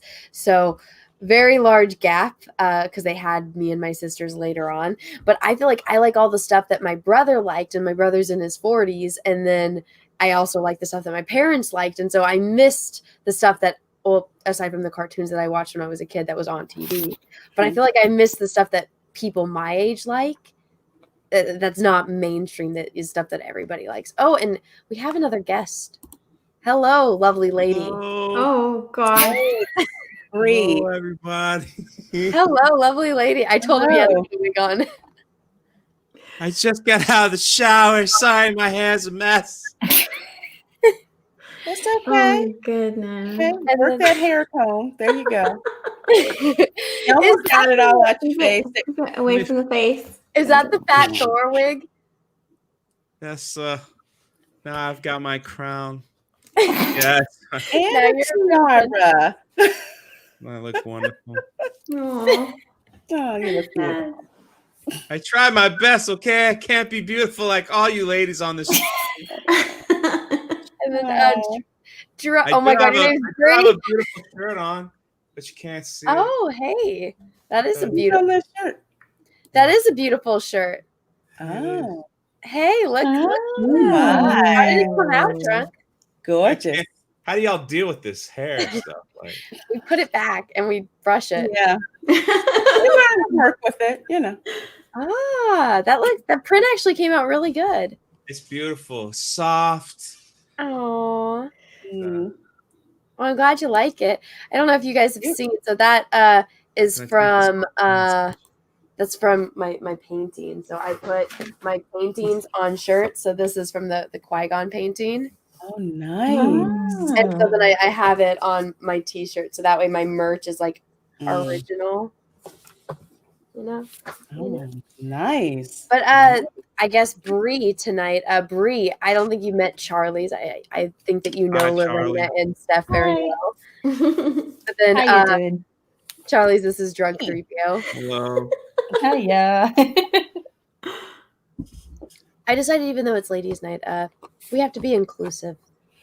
Inclusivity, you know, Inclusivity. as compared to the one, the all women site, but their Polish thing is like, oh, if you identify as this, and then if you fit these things, then you get to write the articles first before anyone else. But did you see that? Oh, it's like itchy. Y'all. I know some women wear wigs all the time. That's like that stuff's itchy. When I was a kid, I wore a ballerina tutu because I had a bowl cut, and I was like, at least this, like, I'll look ridiculous, but at least I can like put a hat on it, and then it's like kind of like I had hair because I wanted like sometimes I would wear a skirt, and then my mom said I looked like a nun, so I was like, I'll just wear a tutu around my head because you gave me a bowl cut, Mom, and I'm a girl, not a boy. Oh, my goodness. That's But pretty Drunk, funny. you're wearing a very cheap wig, so I think that's why it's itchy. Yeah. Yeah, it's pretty. It was like $4. Yeah. You need a lace front. You need a lace You know what front. else I did Yeah. too? Like in my classroom, I tied a string on it, and when kids would come in, I'd like pull it around on the ground, and they'd freak out. It was great. So it's been dragged. This poor thing has been dragged through a schoolyard classroom. Probably not the best. Probably shouldn't put it back in my hair. No. Too late. Maybe you should get a new one. But it's Time to still retire got the life, $4 man. wig. There's life left in it. Oh. Did someone just sneeze? Or am Yes. I hearing? That was me.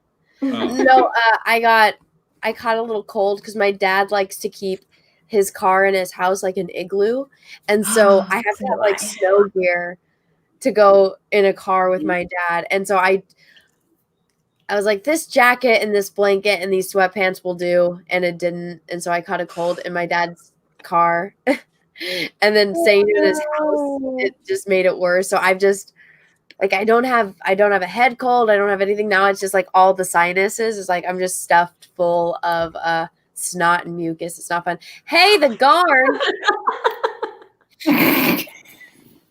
The Garn. Love it. We got it. Oh my god. I have not seen one of those in a long, long time. I think it was funny that you didn't know what it was.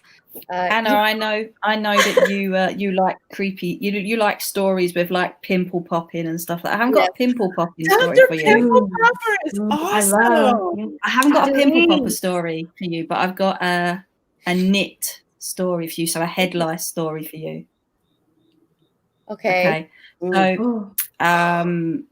So I had about 2 years ago, I had hair extensions, and I loved my hair extensions. And then when I came to have them refitted, the girl that ordered them for me, she was like, I've had to get them from another site because I couldn't order the exact color. So she bought these ones, and they looked exactly the same. There was no issue.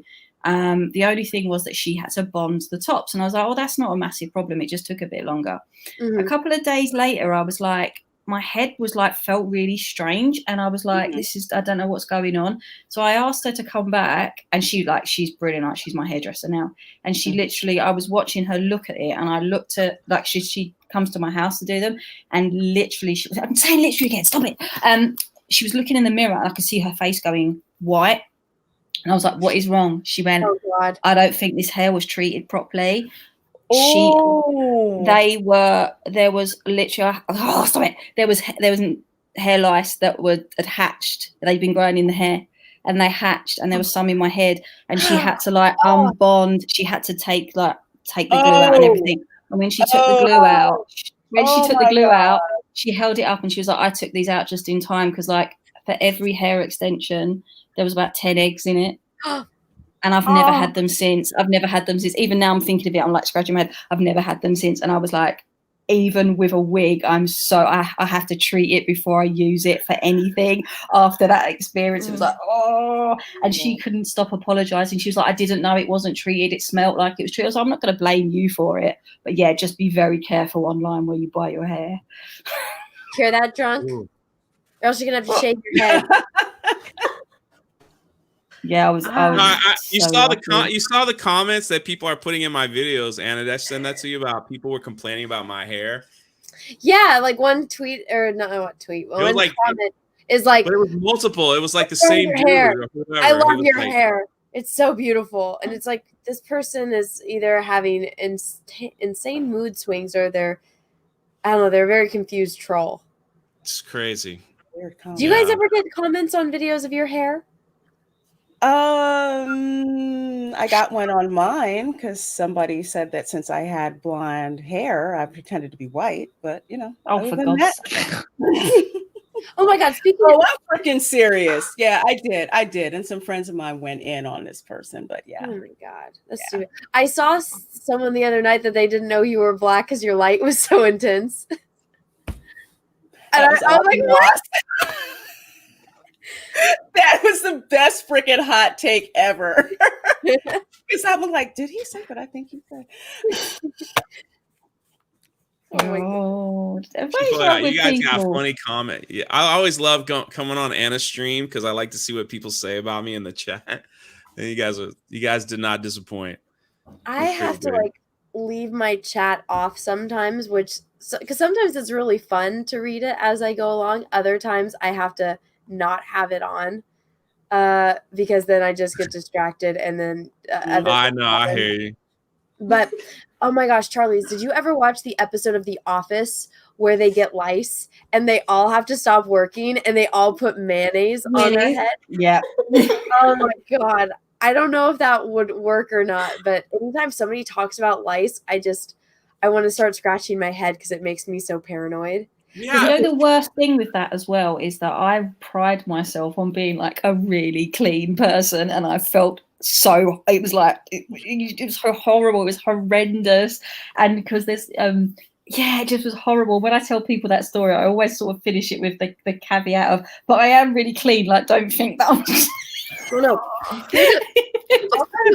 Bad. And I don't think I've ever said this story. So one of my best friends in high school, it was, when you have that best friend that you basically live at each other's houses and it's like you share everything. You share clothes, you share straighteners, hairbrushes, hair ties, and sleep like in the same bed. Because I didn't know that guys don't, when they have a sleepover with their friend, they don't sleep in the same bed instead of one, like one sleeps on the floor. And I'm like, nope, I'll sleep on this and you sleep on that. And I don't care. I'm not sleeping on the freaking floor. That's the kind of friend I am. Unless you're a smelly friend, then I won't do that. But so like we did everything together. And then she didn't, this was something because she was kind of sheltered, but her mom would always straighten her hair for her because she had curly, frizzy hair. And so I was like, let me do it. Like, let me just, your mom's not here. Let me straighten your hair. I'm like, you're 16 years old. How do you not know how to straighten your own hair? And then so I started straightening her hair, and then I saw something crawling, and I grabbed it, and thinking that it was probably like just a little like fly or something that got stuck in her hair, and I held it up, and I'm like, it looked like a flea but white, so it was lice, and I was like, oh my God, I think you have lice, and I was like, oh, and she like grabbed my hand, she's like, it's okay, I've had him for years. Oh my God. No idea what they're talking about. I don't know how to straighten my hair. Yeah, she's like. All I know is if a kid at my school has hair lice, it sends like the panic wave through No, everything. It's rough. she had it lice for years. She didn't tell me, knowing that we were sharing the same brush to brush our hair in the morning. She was letting me use her hair ties, using the same pillows and stuff. And she didn't fucking tell me. She waited until I found out. And she's like, well, you haven't gotten it. And I'm like, that doesn't fucking matter. You tell the person. Oh my Sorry, how God. can you have lice for years and it not bother you? I'm sorry. Thank you. No. Oh no. That's Yeah. Some weird. Y'all got some weird life stories. that's We're not very friends strange. anymore. I don't know. I don't have On that Never note, I have to get going. Okay. On lice, the lice note. Oh, yeah, I'm getting a little itchy. Yeah. Well, thanks for stopping by. I know it's been a while since you came on. I know. But congratulations, Anna, on 150. Thank you. Yay. I'm glad you liked your picture that I made. Oh, yes. Oh, my God. Yes. Did you guys see? She photoshopped like Henry Cavill on my shoulders. And at first I was like, is he like copying like the Joe Biden like thing where he's like throwing the bill?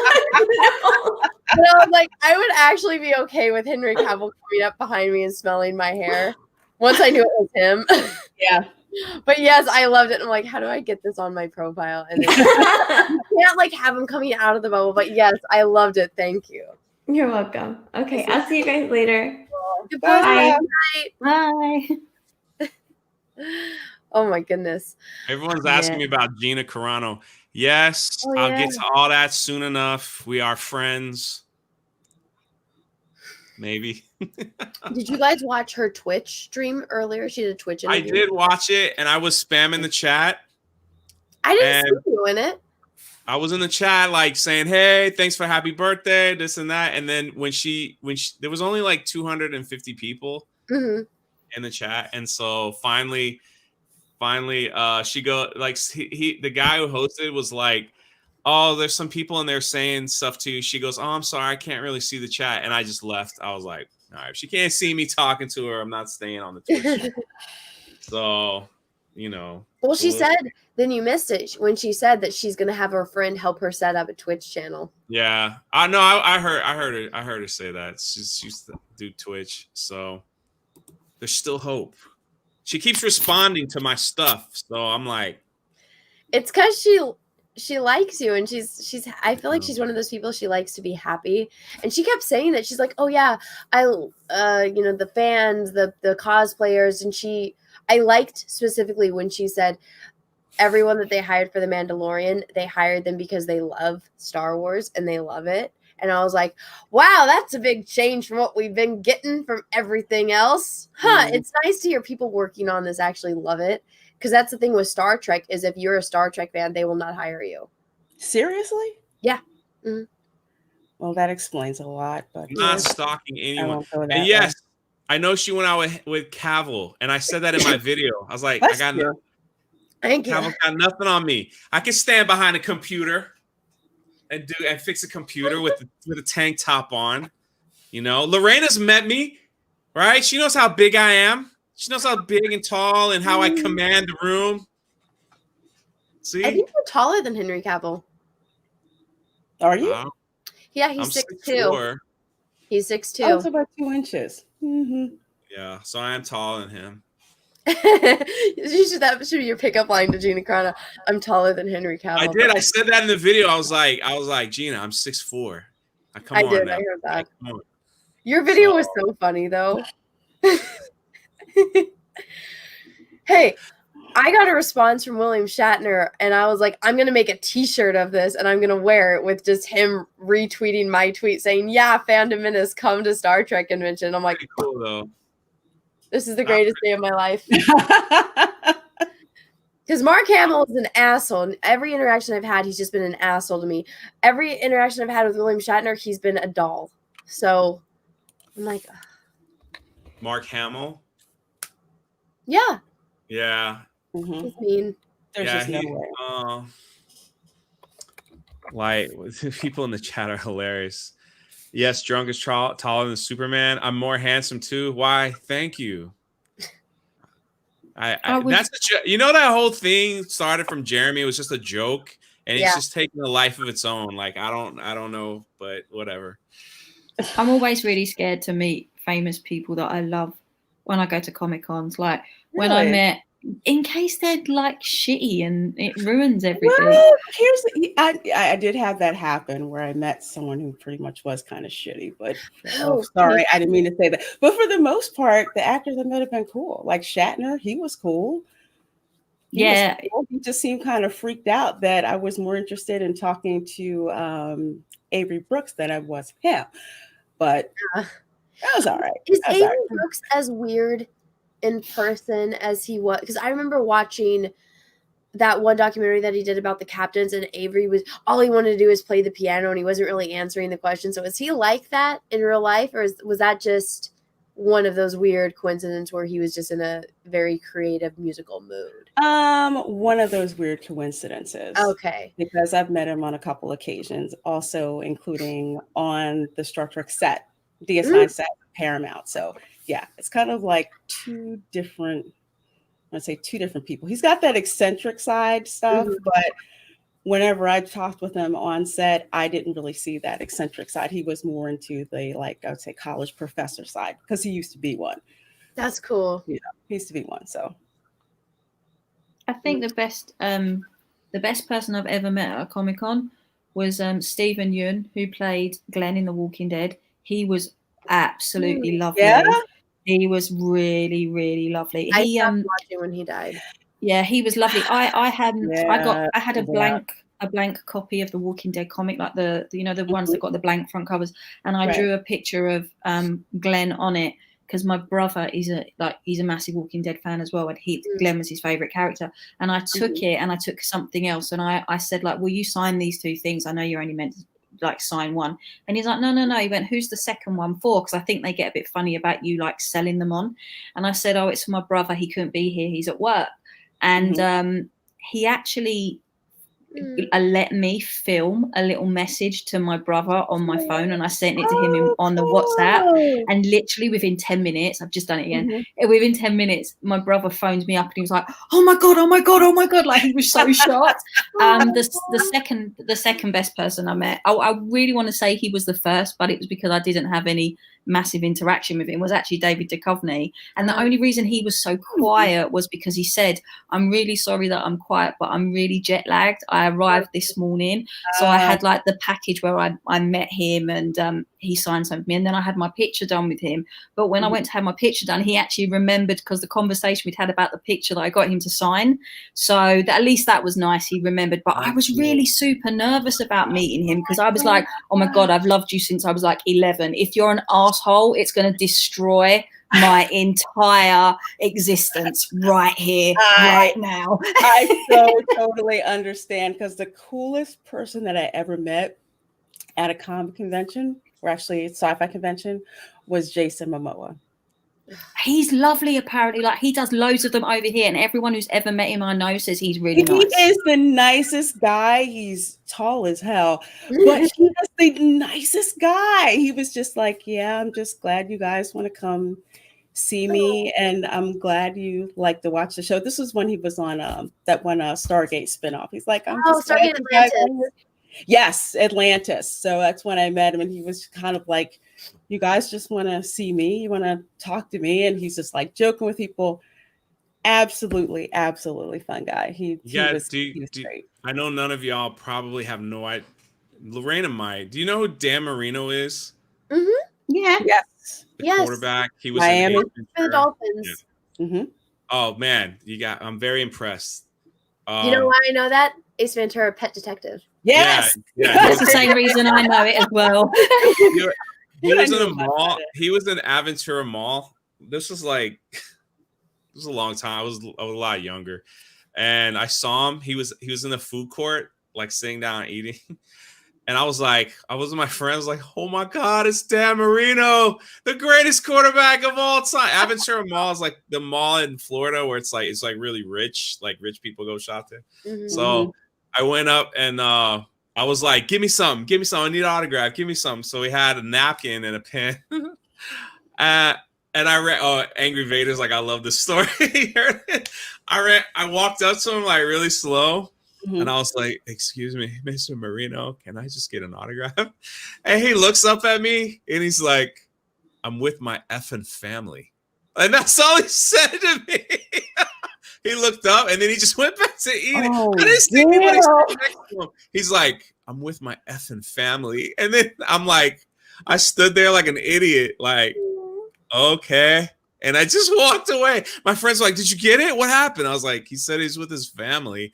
And they're like, there's no one over there. And I was like, I don't know. I was like, what the hell? I guess his wife and yeah, I was like, dang. And then like I read stories later on. They're like, yeah, Dan Marino's a jerk. He's really a jerk to a lot of people. So I was like, okay. Aww. That makes Well, you feel better, because if you there know goes he's been that. a jerk to other people, then someone in the chat said, is Scully nice? I have met Gillian Anderson. I met her at con.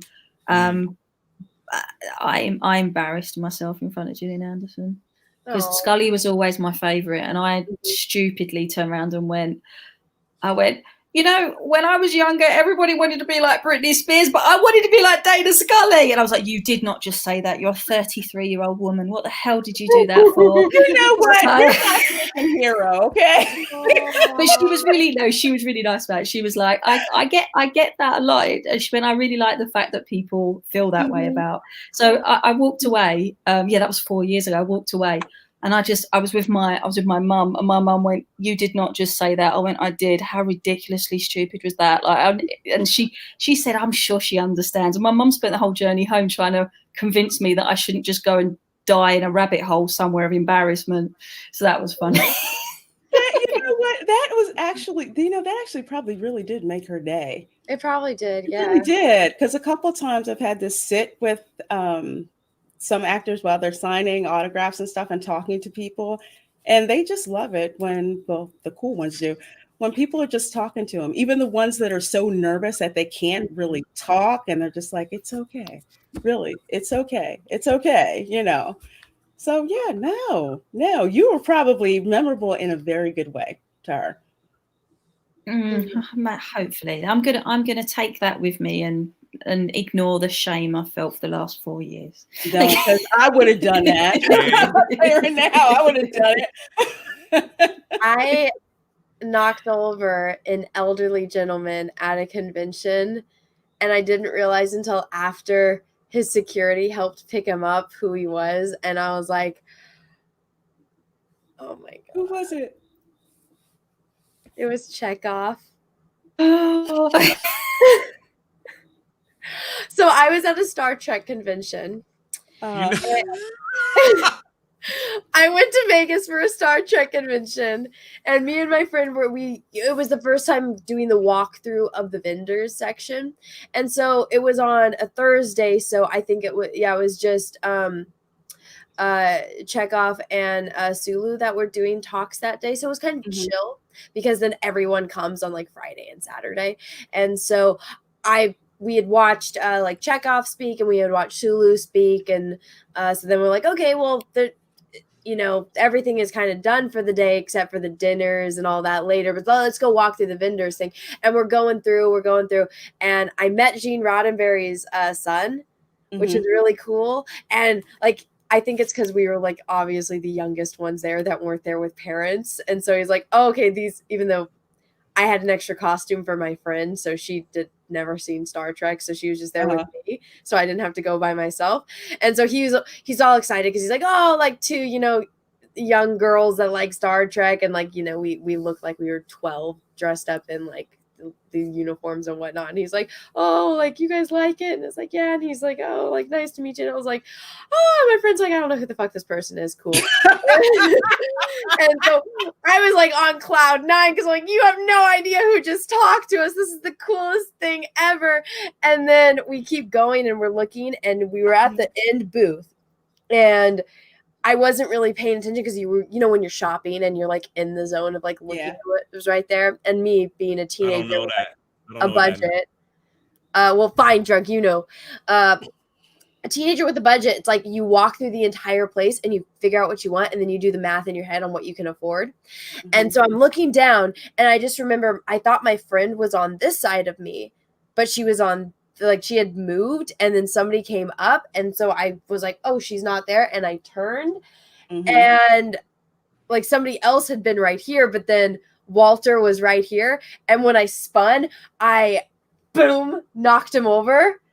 And I was like, oh my God, I'm so sorry. And he's like, you know, this old man on the floor. And he's like, oh my goodness, Anna. He's like, it's okay, sweetie. And like the security were helping. Oh, let me help you. And he's like, no, it's fine. I have like, you know, my friends with me. And I was like, Can I I'm just so speak for sorry. everyone that we find it very hard to believe that Anna, the Star Wars girl, knocked anyone over because she's like 40 pounds and 4'2"? He's an elderly gentleman, and he was not expecting it, and I turned very fast, and I was like, oh, okay, like I'm making sure that he's okay, and I walked off, and mid-walk, I spun around, and I was like, Chekhov! It's physics drunk, really. I knocked over Chekhov, so that was like... Guys, that was I'm like one of the most embarrassing moments of my life. Oh, God, I'm so sorry. I'm gonna have to go. I don't want to, but I do have to because it's 6 o'clock in the morning. And I did say I was probably gonna only do about 45 minutes, but I've had so much fun. So Anna, thank you so much for having me. I'd love to come back again if you ever want an extra person for something. Of course, we have to do an X-Files stream because I saw in the chat they were saying Raging Rhino loves X-Files too. So I was like, I need to find all the X-Files fans and we can all do a stream. Oh, no, that'd be so much fun. Like literally, yeah, we'll sort something out. I'll DM you and we'll sort out a date. But yeah, so it was lovely to meet you both, and and nice to see you all chat. And want to give a special thank you as well to Sketch Therapy in the chat because he's been dropping links to my mailing list, so I really appreciate that. Oh yeah, everyone. Awesome. So Charlie's London, her name is that because she's doing a comic book. Is a comic book or graphic novel? Graphic novel. Okay, graphic novel of Charlie Chaplin's life, and it's starting out when he's a little boy, correct? Mm-hmm. Do you want to kind of give it a pitch? Yes, so it actually starts out in 1952 and he returns to London and he's just being kicked out of America for supposedly being a communist, and he decides while he's in London that he's going to visit all the haunts of his boyhood to basically get a feel for his sense of his belonging. So the story takes you through how the streets of London pretty much shaped one of the most famous comedians that ever walked the planet. It's officially licensed by the Chaplin estate. So I'm writing it and editing it, and I've got some great artists that are working on it. It's coming out on the 16th of October, and my mailing list is live now. And Sketch, as I said, he's been dropping the links in the chat. So it's really it's a passion project of mine, and I can't wait for you guys to all see it. So I'm excited for you. That was amazing. So I know very little about Charlie Chaplin, so I'm excited to get this and learn about him. Oh, thank you. Yeah, it's not done from the normal perspective. I was really, really conscious. I didn't want it to be like it starts off when he was young. I really liked the way the Robert Downey Jr. film played with a timeline, but there were so many things that were wrong with the actual history in the film. And I really wanted to pull out the fact that Hollywood obviously made him, made his career, but London made him, and that's what I wanted people to see. So I'm really, really excited. It's not your typical sort of Comicsgate / indie comics book, but for me, he's a superhero. So that's exciting. Not all superheroes wear capes. Some of them have bowler hats and canes and funny walks. So that's my pitch. It sounds great, and I'm excited to see more because have you shown the covers yet or no? Yeah, they're my pinned post on my Twitter. So if anyone checks me out on my Twitter, Charlie's London, you'll see the 3 covers that are up there. I've got one by Donald DeLay, who's working on Cash Grab with Cecil. There is Vinnie Tartamella's cover. And there is also Carl Stefan, who wrote Mary Boys, his covers up there as well. And all 3 of them are so different, but they are so beautiful. So yeah, this is something I'm really excited about. I'm looking at them right now. They're gorgeous. Oh, the artwork in it it's so fantastic. And there was one of my friends, Statistical Zero, who I think he might be still in the chat. He's been drawing the sketch cards for one of the higher tiers. Yeah, that's my 3 covers. And he's the sketch cards for. I love this which one? That one. Yeah, that was that's so Carl Stefan, we played with the idea that like London being his playground, and that's why we sort of went with that idea. I just want to, Glenn, as Espin in the chat is asking me, am I a gooner or a spud? I'm a gooner. Anna, you've probably got no clue what that's about. No idea what that is Football, either. English football. Okay. English football. So yeah, like I say, this is gonna be out on the 16th of October. The sketch cards I was just talking about. On one of the higher tiers, you'll be able to get a hand-drawn sketch card from Statistical Zero, and it's various different pictures of the tramp, and they're just going to be like randomly put in. He's been putting them up on his Twitter if you want to check that out. It's so much happening. It's like, and I go back to work on Tuesday and I'm still in comic mode. I don't know how I'm going to juggle everything, but hopefully I'll be able to. So yeah. That's one thing I'm so happy about, is just having all this time to like work from home and like having access to everyone that can't. I know you guys, you know, not everyone does always work from home, but like, it's like, oh yay, more people are home like me all the time. Like, yay. Yeah, but you still work hard doing what you're doing. Huh? You still work hard doing what you're doing, though. It's not easy to do all the stuff that you do. I mean, you're still technically, in my opinion, working a full-time job. This is still. I am on top of YouTube. So yeah. I've always done like freelance stuff that I don't talk about at all, because I don't want the weirdos going and hunting down the people that I do stuff for. But so that on top of like the YouTube stuff, it's like, oh my gosh. But I like having access to everyone that's not, they're like, oh, I work at this time, because now since everyone's been remote, it's like everyone is all this time and they can, you know, work at different, or like get their job done at different times. So it's like, oh yeah, you can stream until like 6 a.m. because you don't have to be up for the job. It's nice. So I'm sad. I'm glad that things are opening back up again, but I'm sad that, you know, not everyone's going to be on my crazy hours. Well, if we did this again, I would literally be getting off the stream now, going and having a shower and getting my train in like 50 minutes. So that'd be hardcore.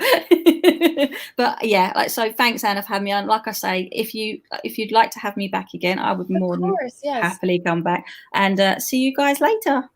Bye. Bye. Bye. And I actually need to follow Charlie out, because okay, I've single-handedly scared off every woman since Anna invited me on. Every time since I've been here, Steph. So if it's me, just tell me. It's okay. But he's leaving because I got on? No, everyone came on saying I can only stay on for half an hour. And then LaRenia stayed on for 2 hours and 22 minutes. I was supposed to be off like an hour ago. I got to get up for work in 5 hours to log on. So I will let you go, LaRenia. Your channel and your Twitter are in the description of this video. I think my mods have been very kind and been popping the links in the chat. They have. So is there anything you would like to shill, or anything you would like to promote before you go? Like any shows that you're on, like weekly streams and stuff like that? Oh, good Lord. They can find me in a whole lot of places. So usually I stream on Sundays at 8 p.m. for my Welcome to Florida live stream. All crazy stuff, Florida related. We just basically kick back and have a good time with friends. On Mondays, you can catch me at 10 p.m. over on Midnight's Edge for Toxic Femininity. On Tuesday, actually this Tuesday, there is going to be the Royal Council, composed of the Dark Council and the Queen's Council, which will be held, I'm guessing, like, I usually say 8:15 p.m.-ish, because y'all never start on time. They don't. They never do. And let's see, Wednesday, I will be on the Babe to Menace on Mary Mayhem's channel. Thursday at 7 p.m., This Week in BS on Justin Proper's channel. 9 p.m. on the Queen's Council. I have no idea whose channel that's going to be on. Might be mine. Saturday at 7 p.m. on author Stephen Walton's channel for Rogue Entertainment. And I may be coming up with a lunchtime pop culture chat show in the coming weeks. I will let you all know. And in the meantime, sometimes I get enough time to drop videos, but my schedule is crazy and my classes start this week, so it's going to be nuts. So please do give me a subscribe if you're so inclined. You can follow my crazy Twitter feed as well for more interesting pop culture and just commentary and shooting the crap with my friends. So thanks so much for having me on. I'd love to come back. I'd love to come back on. I'm glad I had a chance to. I'm glad it worked out this time. I know. I was, what was it? Like I said in the beginning, it's like, I'm like, have they been on my channel yet? Because I'm like, I've done streams with like almost everyone in like our ladies group chat on Twitter, but I'm like, have they been on my channel? So I'm like, you know, the little meme with like the math, and it's like, have they? So like, I'm happy. And I don't usually stream too often anymore, but I'm happy to. I love doing this kind of stuff where it's like hanging out and like just talking, and you're a pleasure to have on. So thank you so much for coming on. It was lovely having you. And you're more than welcome back whenever you like. Thank you so much. And no, drunk 3PO is not scaring me off. I've met him. He's not that scary at all. Good night. Good night, guys. All right, now there's two on the ladies' night stream, and it's me and drunk. Oh my goodness. We haven't streamed in a while because I missed the Star Trek stream, which I feel bad about because everyone was upset. It's kind of funny. What happened? Was everyone just like, what the fuck is going on? Nah, I mean tonight. I was like, oh, the ladies' night stream. So everybody just left one at a time. They made a nice pitch to leave. Like, it was nice. They're like, check out my projects, check what's going on, but I got to get out of here. And then the next one, gotta go check out my projects. LaRenia is so busy. Oh my gosh. When she's reading out her schedule, I'm like, yeah. She's very busy. We got to hang out at Universal Studios. She was in town, so took her on a little tour. It was kind of cool. Yeah, it was kind of cool. So we have until I'm done drinking this to when I'll end the stream. Did you see me did you see me break Mickey's heart and shatter his dream? My god, I loved that so much. I saw that and I was like, yes. Can we show it? Yes. I loved it. I loved every second. I think I didn't turn the sound on. Hold on a second. I like showing it. I could hear it. There we go. It's all set. All right. So what you're about to witness is I yell at Minnie Mouse right here, and you're gonna see the exact moment that Mickey's heart is crushed. It's crushed right out of her soul. Of course. There we go. Minnie, my sweetheart, right there. There she is. Hold up.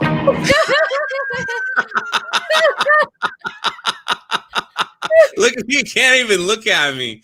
He's like, what? Man? And then he puts his. Oh my god. Sorry. He's like, what? How dare you? Well, it's because this right here. It's because look. Play it again. She blows a kiss. Well, see, here's the thing. Like, guys gotta understand, when a girl like does a single hand, it's like a friendship. That's a friendship, right? But when you do the double, that's like I'm in love with you. All right. So so women, beware. If you don't love the dude and you're doing the double, just know that that's what they think. All right. So that's what they think. So just be. Be aware. Minnie, my sweetheart, right there. There she is. Hold up. I'm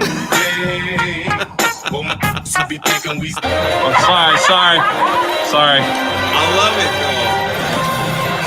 My bad. All right, you can have her. Like, that was the end of it. Minnie, my sweetheart. Sorry. He's like, all right, you can have her. You can have her. You can have her. I love that. I love that so much. I mean, when you sent me that, you're like, I still got it. And I was like, what the fuck is he talking about? I was like, is that Minnie Mouse? Is that fucking Minnie Mouse? Why is he sending me a video of Minnie Mouse? And then I watch it and I was like, oh! That, because sometimes, you know, the actors that play the characters, they're not that good. And then other times you get them and they are over the top and like the way that they move, it embodies the characters. That was perfect. Well, I think what happened is like, what the fuck, dude? Yeah, I know. I think what happened was there was only like 3 people for the parade because Disney World's been so empty since it's reopened. Like they have no one to perform for. So like they finally were like, "Ooh, people." I just couldn't believe like that actor heard me, say that. Because like there was a lot of like music playing. Well, I mean, you look really close. Yeah, it's true. It's true. So it was pretty. I'm glad I caught that. It's like doing wonders for my park hopping channel. So, it's doing absolutely wonders. 2 super chats. Let me read them real fast. Yeah, go ahead. Dex Luther, thank you for super chat. Shatner and I are from the same city, so I'm cool by extension. I use that excuse because me and George Lucas are from the same city and we went to the same high school. And I saw somebody bitching. They're like, "Why does she always bring that up?" And I'm like, you don't understand. If you went to the same high school as George Lucas, you would talk about it. I would be in my bio. That's the only cool thing that I have that's from like the town that I'm from. Like, come on. Let me talk about it. It's exciting. Then Jordan, I always butcher his last name. Jesse knows how to pronounce it perfectly. Bernini. Thank you for super chat. Last super chat. This is for Charlie. Oh shit, I'm sorry. I will pass this on to her. Because like me, she only loves things that aren't from now. 2 classics: 1963's Carnival of Souls and 1973 Don't Look Now. If you haven't seen, watch them. I will look into those. Oh my god, my nose is all super stuffed up. But yeah. Did you have a good stream till I came on and ruined it? No, it's actually been a pretty chill stream compared to what I'm used to. So I like it. I was talking about this I think a little bit with LaRenia off air before we got started, and I was explaining, I'm like, I'm kind of on the cusp where it's like I am like a member of the Phantom Menace, but I have so many friends in Comicsgate. So it's like I feel like I do streams all like with CG people and not very much with Phantom Menace as much anymore, aside from like you, and like I'll pop on like Midnight's Edge stuff here and there. But I kind of stopped streaming on my own channel. So I'm like, I don't know, I feel like I'm in this weird limbo. So it's nice just having a chill stream where I have friends on and we just talk about stuff like this. And I think a tulip is trying to get in here. Is there a tulip? Oh my goodness. Hello. What are you doing? What are you doing? And there she goes, everyone. But there's a puppy. Yeah, that's all right. But there's a puppy. She's so cute. She's so cute. Look at this little face. She's so cute. You can't like get mad at me. I have a cute little baby. I have a puppy. And my baby and my tulip. Hi, tulip. Say hi. I like her little feet, like watch how they just hang. And they just start flopping. It's the cutest thing. What are you doing? You be princess? I'm gonna have like your daughter. Your daughter's gonna be on my show tomorrow. You and Mecca Random's kid. Yeah. Vera, she's going on your show? Yeah, I'll send you a link if you're free, like I always do. Mm-hmm. I usually in the thumbnail anyway. It helps. What time are you like going? Normally, if anything, you pop on for a minute, so it's not like I'm lying. Yeah. Well, what time are you going on? 8:30 to 10. Same time every Monday. What time is that my time? 5:30, right? Oh, okay. You're doing your regular Monday stream. Yeah. Gotcha. With ladies there stuff. I might be doing a stream earlier tomorrow with a couple of my Australian buddies. They had me on their channel and they interviewed me. And it was the first time I'd been asked to do an interview. So I was like, oh, this is different.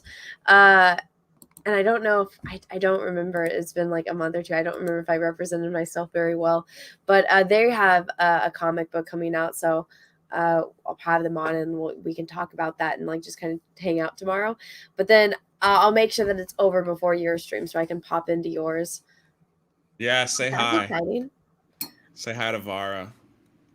She came in like last Monday, and then I was like, Vara, you sure you want to come on the Monday lady stream? Because it can get a little spicy sometimes.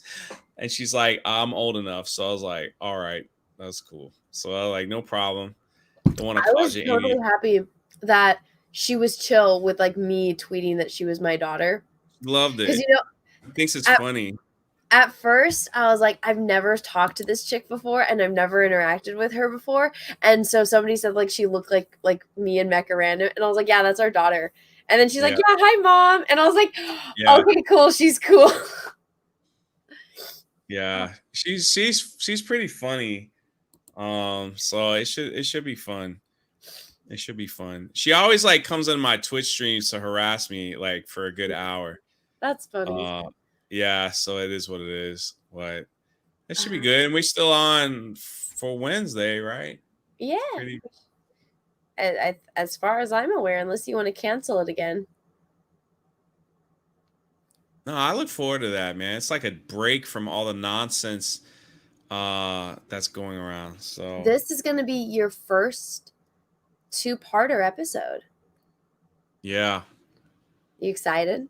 I'm actually, yeah, because I gotta go get some cookies. I'm gonna get some. I didn't have any snacks last time, so it was bothering me. I feel like everyone is bothered when I eat the snacks. But when you eat, they want you to talk. That's what they want. They like when you like do the commentary. I can't really hear you because I got headphones on in. So what are you drinking? What is that red stuff? It's the blood of the innocent. Is that what it's called? No, it just I like. So this is how you can tell the difference between innocent blood and non-innocent blood. What? The innocent blood is a little lighter and looks kind of like Mio. The normal non-innocent blood looks more like if you were to cut your arm. So yes, this is the blood of the innocent that Can you just say like cherry soda. Well, like I said, this might or might not be Smirnoff Ice with Mio, but the blood of the innocent looks like Smirnoff Ice with Mio, but it's actually the blood of the innocent. So, I see. Yeah, that's. I'm drinking water. Water is disgusting. No alcohol for me. Your name is Drunk 3PO. Yeah, I get alcohol on the weekends. My weekend is over. It is the weekend. It's over. It is Monday. It's Monday my time. Well, we're on Sunday my time. Yeah, so it's over for me. I have work later tomorrow. It's a late day, so I could stay up late while you finish your soda. It's not soda. It has alcohol in it. Oh, the blood of the guilty is dirtier. Oh, I see. Yeah, exactly. Okay, let me read this last super chat. Alex Slusher, thank you for super chat. Drunk 3PO's Lucky Mickey didn't have his keyblade. A keyblade. Like he didn't come after me. Yeah. Yeah, I am lucky. I thought Mickey was gonna come out that car and like start swinging. That would have made a great video, by the way. Oh my gosh, Drunk. Did you see what I got today? Yeah, your Zorro. That's so cool. Is that the Antonio Banderas? Oh, yeah. So it's got the chest hair that you... Oh, yeah. You want to see? So it's like, look, he's got chest hair. I wanted to see, I'm like, does he have nipples? And I'm like, oh my God, he has nipples. So you already took his shirt off. I see how it is. Oh, but the thing is, they don't tell you it's such a pain in the fucking ass to get the shirt on and like tucked into his pants. She took his clothes off, everyone. That Zorro's going to be naked here in a month. He's just going to have a naked statue with a guy with a whip. Well, Indiana Jones had a whip too, just saying. It looks just like it's so good. The only thing I wish is that they had like head? Yeah, you can change his hands. He has a bunch of different hands. You can take like the sword out of like the sheath and everything, and he's got like a little blade. The only thing is the sword and the dagger, the hilts broke, so it was very irritating. But yeah, so like you can take off his head. Like, see? That's kind of creepy. That's nice. It happens. Well, but I love it. I've never had one of these before, and so now that I do, and I'm like, oh my God, I need all of them. They're so good. It's not anatomically correct. just Aw. because I saw somebody ask. I know. I was disappointed too. Let me see. Robert Flores, thank you for that. Drunk, I can't wait to hear your opinion on the original series Menagerie. That's the next episode we're watching. The Pike, number 1, Spock, chemistry versus Kirk McCoy, Spock. We will see. I don't know what that means, but I'm looking forward to it. So I'm going to have to explain this to you when we watch the episode. But so the Menagerie is the first episode that was an unaired pilot was this episode called The Cage.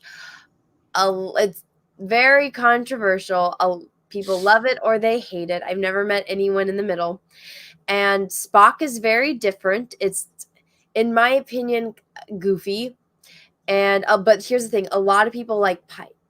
And so this episode is they incorporated that unaired pilot into it, and they made it fit within this Kirk and Spock. Interesting.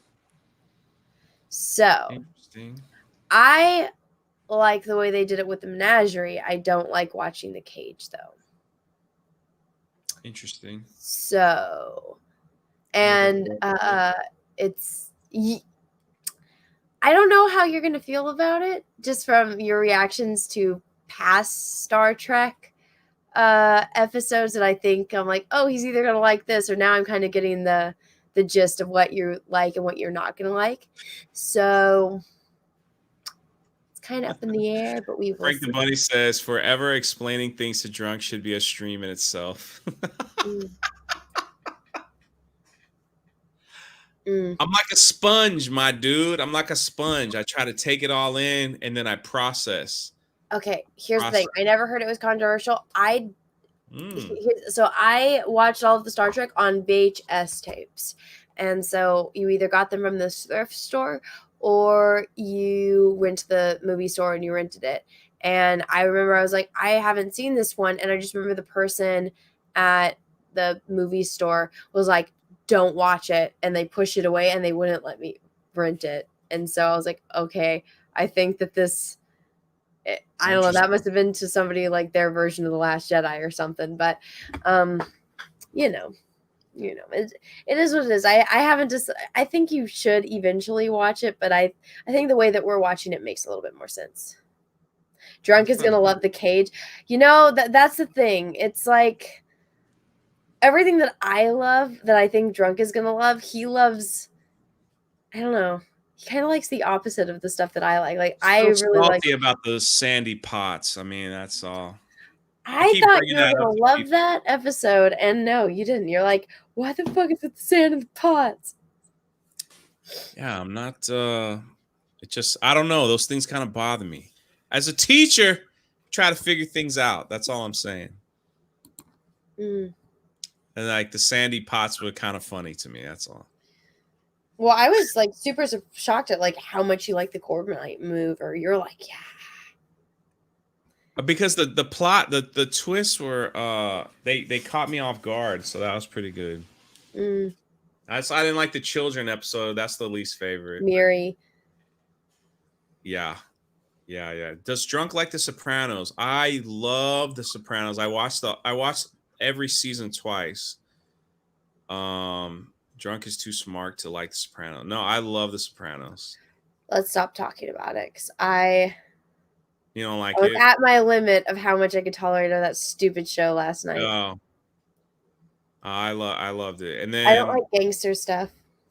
Oh, I love that gangster stuff. Sons of Anarchy was another one of my favorites because I have a Harley, so I thought I was like a gangster. You did not. Yeah, I have a motorcycle. I have 2 motorcycles. Oh, I didn't know that. I'm a bad boy. What you talking about? Ride a bike. Just saying. Peaches has one too. So I had a Honda and then Harley Road King. So it's nice in Florida. You ride through the orange groves and stuff like that. Just gotta avoid the alligators. I'm just kidding. They don't come out that much. But No, yeah, he has this one, and he told me because like it needs this one part to be fixed, so it's kind of just been sitting there. Oh, look at that. look at your But so boy. I was like, "Ooh, babe, I can't wait till you fix the motorcycle and then we can ride it together." And especially since we live right next to Highway 1. And he's like, "It's not a two-seater." I'm like, "I'm a tiny human." And he's like, "Babe, it's not for two people, it's for one person." I'm like, "Why would you buy one that's only for one person?" And he's like, "It's the style." And I'm like, but I don't know if it's a thing or if it's even legal, but I'm like, I want to get, I told him, I was like, when you get it fixed, like I'll get you like a little biker vest and like a helmet, and I'll get Tulip a little matching biker vest and a little helmet, and we'll take pictures of you and Tulip on a motorcycle. And he just kind of laughed at me, and I'm like, oh, maybe. We can't like I have the leather jacket and the helmet, but it's Florida, man. It's so hot here. Mm, So and then when we go riding and like we're wearing tank tops, like you get it's cool, like your body feels cool, but you get burned. Terrible. So sunblock. I know I forget. I forget. Put sunblock on. So it's not and now it's not like the best weather to ride because it's like we're in the rainy season, so it storms every day. Is the hurricane still going on? Yeah, Mm, it's not heading in my direction, but like the hurricanes like stir everything up, so it like messes up all the weather everywhere. yeah. So, but it's not. It's all good. Mm, So I've been through like a lot of hurricanes. I've never had like a major. The worst part is the power goes out for like a week. that does suck. It's awful. Like the first day you're like okay, and then like no air conditioning. You're like wow. Then you got like all your batteries go into your fans, so like you keep yourself cool so you at least sleep. So it's like that's the worst part. And then when the power comes on, it's like a big party. Like everyone down the street starts grilling and like it's really something. It's really something. What So about like you can't charge your phones or you can't use the computer or anything? we charge the phone in our cars. Oh, So so we said, we'll go in our cars and turn the car on and then charge your phone that way. But we have like I've got like a whole box full of hurricane supplies where mm, it's like a crank charger, all that stuff. oh So my God. That's one way, I guess.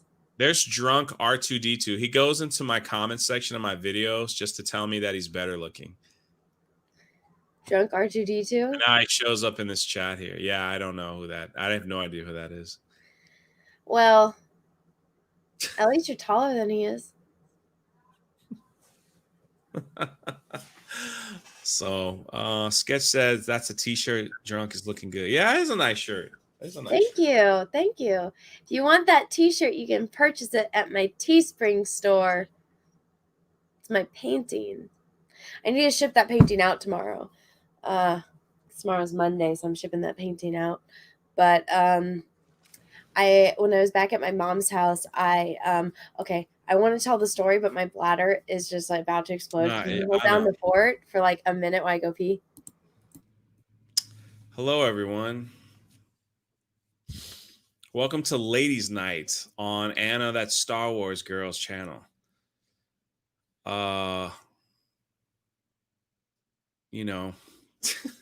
Just going pee. I don't even know how I got here. I got a text message saying, "Hey, you want to pop in the stream and say hey for a minute?" And I was like, "Okay." I was like, "Isn't it ladies' night?" She's like, "Yeah, but we're wrapping up." So I was like, "Okay." So here I am, and as soon as I show up, everybody leaves, and now I'm here. Yeah, I'll run off the entire chat. Do I not own a PWC? What's PWC? Explain that. I probably do. What's PWC again? What is that? Yeah, I know. Everyone can leave. It's okay. I have that effect on everyone. Drunk, you're more Pike than Kirk. Is that a What is that?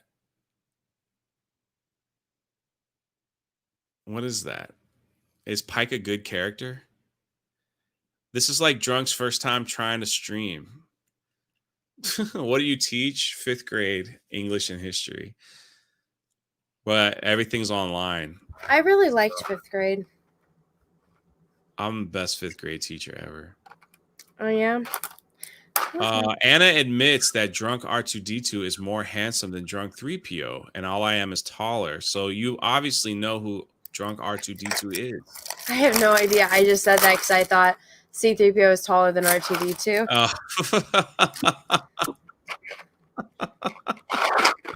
Everyone's like, that's Peaches. I was like, well, No, maybe. it's not Peaches. Peaches has a different alt account, but it's not. It's okay. But no, Peaches is with the Munchkin right now. Please record a video of your Harley Drunk. Some of that stuff I don't. Personal watercraft. Oh, I don't have a personal watercraft because I live in Central Florida. Everyone's asking me questions while you're peeing, so I'm just doing my best. Well, it's okay. How have I adapted to online teaching? It's the schedule's really weird, but it's okay. I like it. Everyone says I'm more of a Pike than a Kirk. I have no idea what the comparison is. It's because of your hair color. Let me show you. My hair? Yeah. My hair looks so dark in this light. It's really not this dark.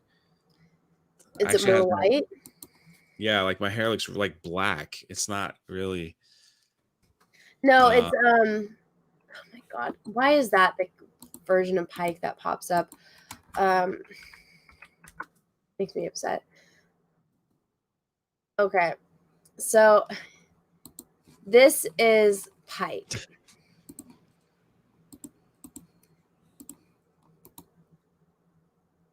So that's Pike.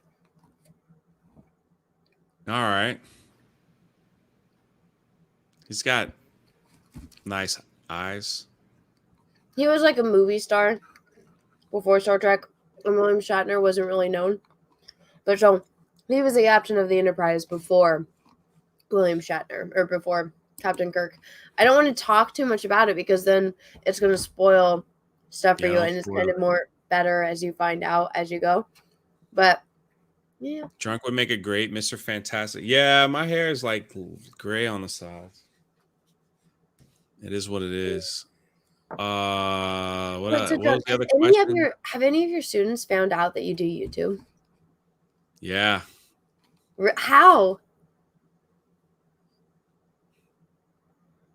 Yeah. Do they watch your videos? They think it's the coolest thing ever. Yeah.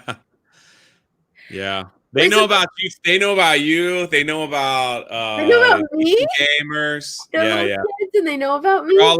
They're all like, my teacher streams with a channel that has over 100,000 followers. Oh my God, he's famous. They think like YouTube fame is more popular than celebrity fame. These young kids, but they watch the weirdest channels. You know, like on YouTube, they watch there's like a game out called Roadblocks.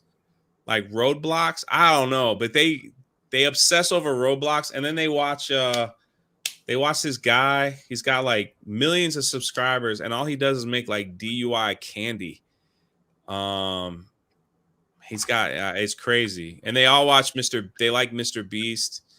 They don't like PewDiePie at all. They think he's stupid. Yeah, we talk about it because when I crossed 10,000, they were all like, wow, our ugly old teacher has 10,000 subscribers on YouTube. Oh my God. You know how they look at teachers. So I'm like, that's right. How many you have? How many do you have? Huh? So it's funny. The Munchkin was watching, and I was like, how is this funny? And it's these two kids, and it's so staged and so acted. They're like, I'm gonna race you to the top of the the thingy that kids climb on, the playground or something. And she's like, I'm gonna climb you, I'm gonna reach to the top, and I'm the fastest in the whole world. And then it's just a camera of her climbing up, and he's already there. And I'm like, it's not funny. It was staged, and she's just watching it. And then there's some other kids, and here's the crazy thing, Drunk. The family, they have a house, and then they bought the house next door just so they could do activities for the kids' YouTube channel.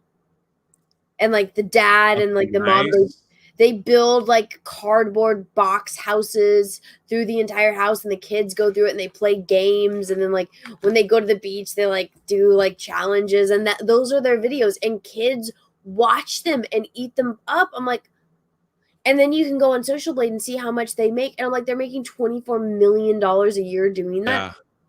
Can you imagine getting like the check from YouTube for $20 million? You're just like, or like $1 million. It's just crazy to me. Well, they think like, so they think like our channels, because we talk like news and pop culture, are kind of like boring. They think it's cool, but they're like, it's kind of boring because they like, I'm gonna show you this person. They're like, they think this person is like a bigger celebrity than Kim Kardashian. They love this girl. Hold on, I gotta pull this one person. So my cousin was. They love telling Colin me, Keys. You ever heard of Colin Keys? Well, so I don't want to say who it is, but one of my cousins, he was telling me when I said I did YouTube, he's like, oh, I should introduce you to one of my friends. He does it. And I was like, oh, what's his channel? He's like, I don't know, but he does it for a living. And then he told me how much, like, because I guess one of the moms was bragging about how much her kid made one month. And I was like, what the fuck does he do? And I looked, and he has 20 million subscribers. I was like, what the fuck do you do? And yeah, look, can you share my screen? All right, this is Colin Keys. The kids love this guy. He's 21 million subs. And like, that's all he does is like 132 million views for making gummy candy. Like that's all he does. And he targets it. He targets Darth Vader watermelon? Yeah. Let's watch it. You really want to see that one? I'll have to speed through some of its yeah, just click through it. But I want to watch him make a Darth Vader watermelon. Can you hear it? I No, didn't share the sound. Not at all. Gosh, dang it, Jay. I hate that feature. Just keep the shared audio on all the time. All right, this is Colin Key. I have to show you this girl though. You're gonna blowing my mind. So here's the reveal. 3, 2, 1. You challenged us to make edible characters from Star Wars, so let's go. I'm making Chewbacca, and I'm starting off with his body. Oh, it's It's like a little shrimp and bobbing in the ocean. Looking good. So I gotta. Did you say pause it? Cocaine is one hell of a drug. I know. Iron, and I'm gonna make Yoda's lightsaber. 3, 2, 1. No! Holy cow! I think I might just leave it in here. Holy cow! Very far in. That is deep. That's a wand. That's a wand. Oh my god! Might be one of the biggest steam ups we've ever had. All right, now it's time to pour in this hot liquid, and hopefully this like every 9 seconds. Oh, I do. I don't know how that works. Thing is attached and ready to go. This is for my like stuff. I do, but I mean, you know. All right, let's get to like. So, and then they got. All right, so they're using a cactus for the mold. Oh my. That's intense. Now it's time to grab all the different elements, put them together, and assemble them into the final art sculpture. The Star Wars art pieces are done, and I am mind blown by these. Yours looks amazing. Thank you. I'm gonna level with you. This took a ton of work. Why is he screaming? I don't know. Like you could just talk. Wow! I know you're ready to see this watermelon sculpture, but it's going to take a little bit more work. We're feeling it at the end. Demon! Oh! Where's the Darth Vader watermelon at? That's not Star Wars. Where the hell? Oh, so then they eat it. False advertising. Where the fuck is Darth Vader? Yeah, where is that? There was not a Darth Vader in there. False advertising. Oh, he has it in his. Oh no, that's Yoda. This is ridiculous. Yeah, but that's Colin Keys. All this would make me all I want to put is like a disclaimer saying do not do cocaine. He's got 20. That's what he does for a living. He does 20. That's 20 gazillion, 24 million subscribers. You gotta see it. Hold on, before we go, you gotta see this girl. You gotta see this girl. These kids, like, they think. I mean, I'm telling you, they think. Oh, here it is. I don't know why she has like this many subs. Because I'm like, why do you guys watch this? And they just think it's like these fifth graders are like, this is the greatest YouTube channel of all time. This is, I don't know how to. Crowell Got 567,000 subscribers, right? And all it is like she doesn't. So she literally goes like. She goes to like Dunkin' Donuts and tries everything that her fans told her to try with her little brother. Do you like it? Hold on to her. So it's like that's. So like that's what she does. And I'm sitting there like, man.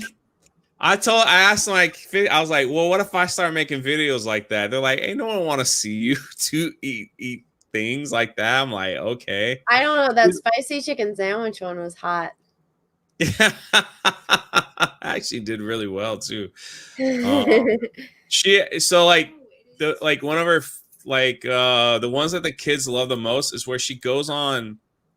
All right, now I'm gonna sound really old. All right, so whatever. She's like 23, I think. Sketch Therapy says she looks like 15. It's like, anyway. Yeah, I think you're right. I think it is the boys that they just like her. I think that's just what it is. She has a video where she's just on. Is it called Emogle? Emogi? Oh God, I'm awful. It's where you go to this website and you turn on the camera.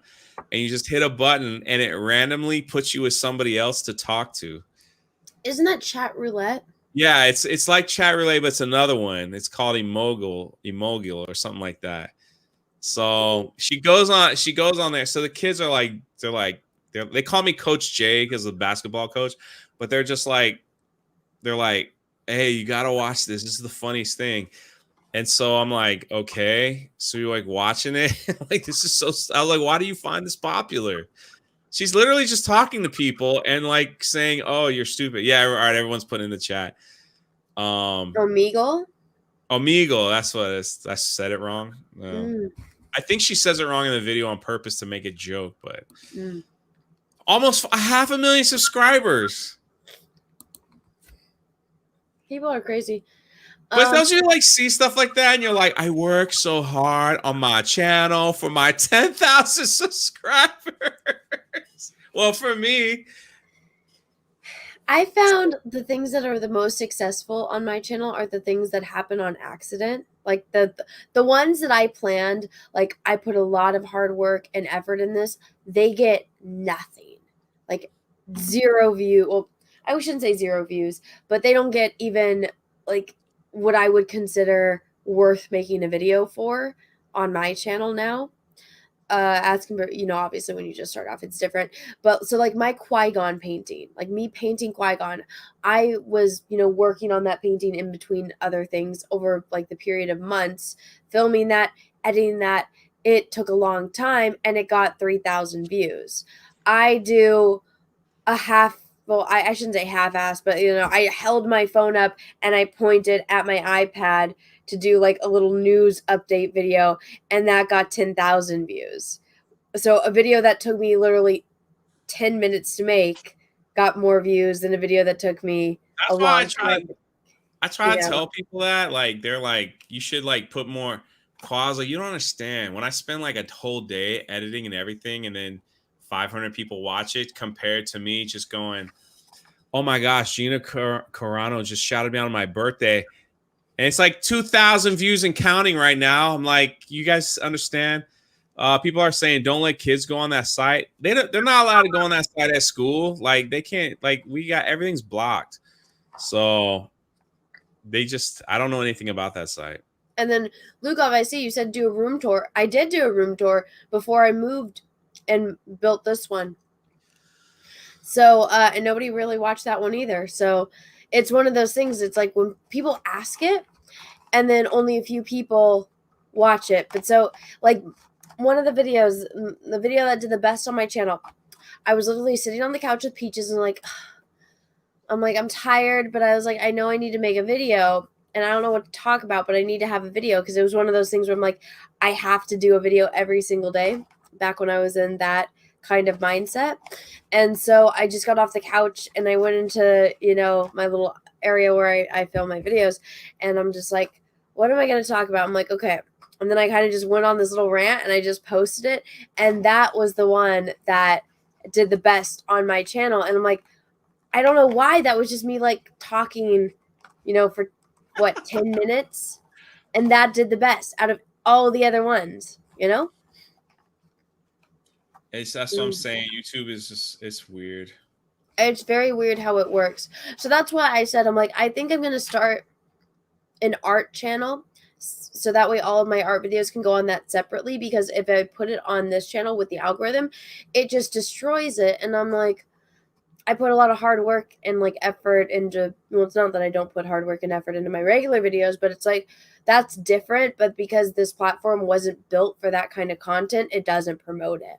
And it's like, my channel is called That Star Wars Girl, but the algorithm only likes it when I do videos about Marvel. Like if I do a Marvel video, it does way better than any Star Wars video. It's weird the way that it works. But have you found your thing yet? Which one is it that does it the best for you? Galaxy's Edge crap. Yeah. And and it's just like, what else can I possibly say about Galaxy's Edge that hasn't been said? But I don't know why YouTube likes it when I talk about Galaxy's Edge, but they do. So it is what it is. It is what it is. If the Park channel does better, I mean, we'll see. I would rather just do I love doing vlog videos. Those are my favorite. That they do terrible. Like nobody. Yeah, I don't know. We'll see. Why do you care about algorithm? You have 150,000 subscribers.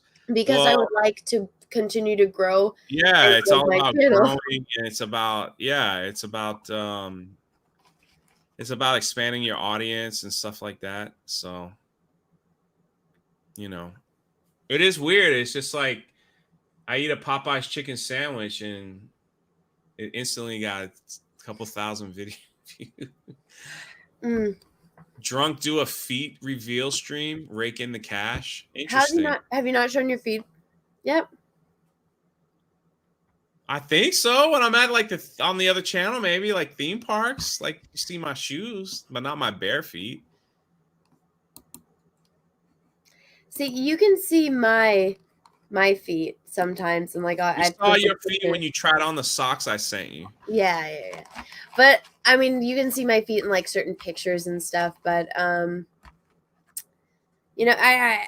heard that like you're not allowed to show your feet on stream anymore, and that made me think. I'm like, what about people that do like those, like you doing a vlog where you're walking around and like maybe tilt it down for whatever reason, it shows your feet. What's wrong with that?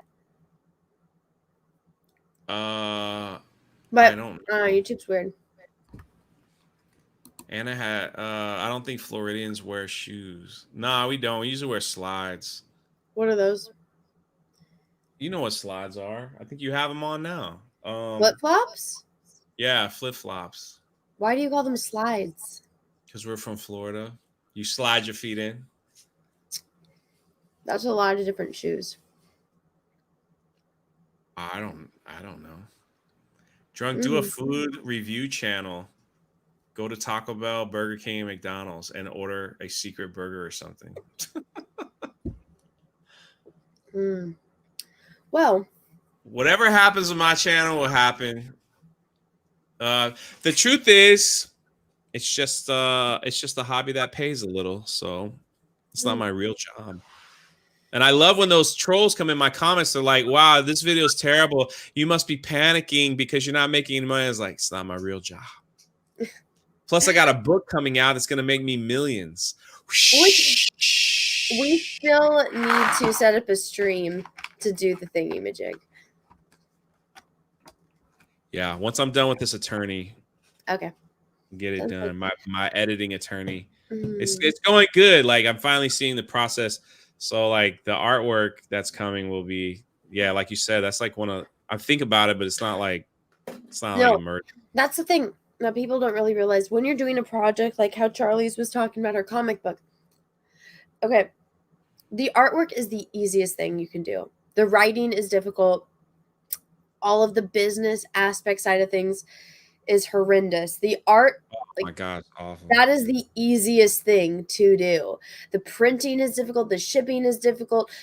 What kind of format, what page size, setting up all the copyright stuff, editing it, all of that shit is a pain in the ass. The art is the easiest thing you can do in these type of projects.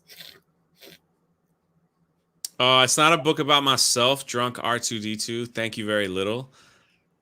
You should do a book about yourself, kind of like Cecil, how you're the most handsome man on the internet and you can't get make like a comic book character about the handsome man. Yeah. And how Cecil is obviously not the most handsome man, and he has a comic book all about himself, and there's always all these ladies in it. And so you would be the opposite of Cecil, where you are the handsome man, and instead of people chasing you to try to kill you, people are chasing you to try to, I think I want to do something about how nobody can pronounce drunk 3PO correctly. Not even Cecil. I heard it on your stream. Someone sends me those clips. When he's like, do you think Jay's gonna, he was talking about me. He's like, he thinks I was gonna murder you. That was really not the conversation. He just said you because you were the first one he thought of that lived in Florida. Yeah. But he couldn't say my name right. He stumbled over the words just like everybody else for some reason. I'm pretty sure he was drunk. I know. That's why I thought he might have said it correctly. Because you have Mahler who can't say it correctly. Mahler. Subscribe to Intoxicated 3PO. Did I say it right? Did we do it right? Yeah. Well, I'm like, since he screwed it up on Friday Night Tights, I was like, he said it really bad there. At least he said it better. Mahler? Yeah, the original one where he messed it up, he was like, Jeremy's like, can you say it? And he's like, yeah, I'll do it for him. And he's like, subscribe to, wait, what is it? How's it go again? And then they stop, and then Gary stops him. He's like, no, that's perfect. That's perfect. Don't say it. And I was like, dang, that's rude. And then they asked Jeremy from the quartering, can you do it? And Jeremy from the quartering is like, he could F off. And like, so that's what they said. Yeah, he was joking. What was that? No, it was last week. I made a video about it, and then Jeremy followed me on Twitter. he retweeted the video too. He thought it was funny. Oh my god! So I know they were all joking, but it's like it's become a meme now. Like it's like people super chatted. It's a Gundam. Oh yeah. To say my name wrong, so they could record it and send it to me because they think it's funny. So I have that one too. I mean, now that I know it's I could just ask him to say your name. Like, so I got Mahler to do this little clip of Mary. I think you've seen the one where because I messaged him like, dude, I'm sorry, I'm gonna objectify your voice. Can you just say hello, Mary? Have you seen that one? So sad to beg people for shout out. Number one, I didn't beg anyone for a shout out. I don't care. I never begged anyone. I never asked anyone. It was a joke. It's a joke that they do on that show because they think it's funny. They think it's funny. Yeah, Razor Fist said something too. I thought it was funny. That's all it is. It's not me begging for a shout out. Dear God. Anna, will you shout me out, please, and help out my channel, please? Because an Anna shout out will gain me 10,000 subscribers, please. I never do shout outs. I know. I was just kidding anyway. Subscribe to Intoxicated 3BO. Can someone clip that and send that to me so I can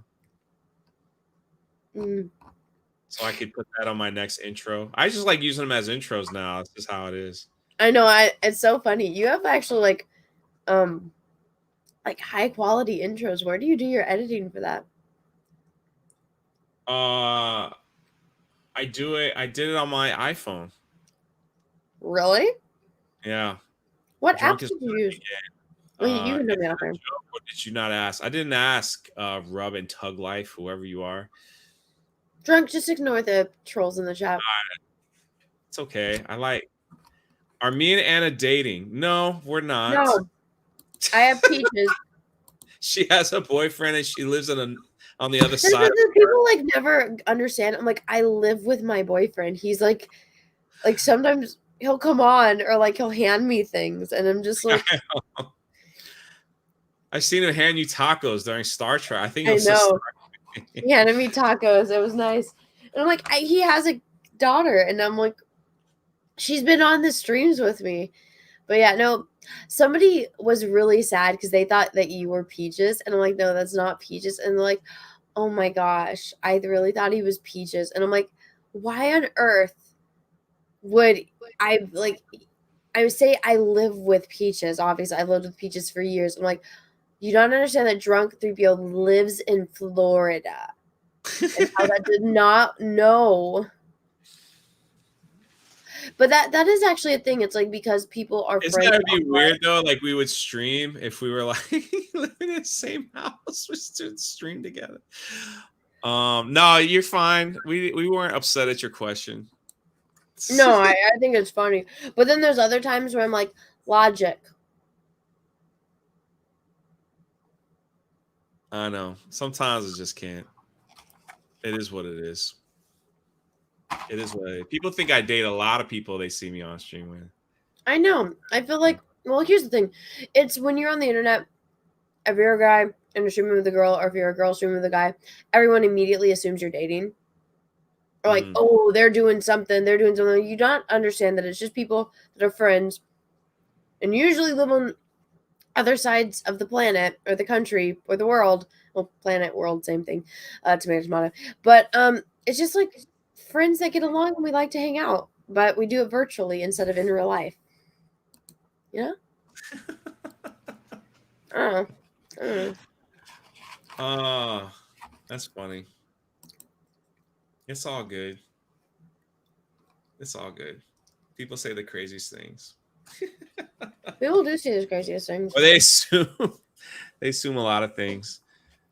You know, wait till they see it. Wait till we bump. Holocron Library. Yeah, exactly. Peaches looks like John Wick, or Keanu Reeves is John Wick, except Peaches is handsomer and has longer eyelashes.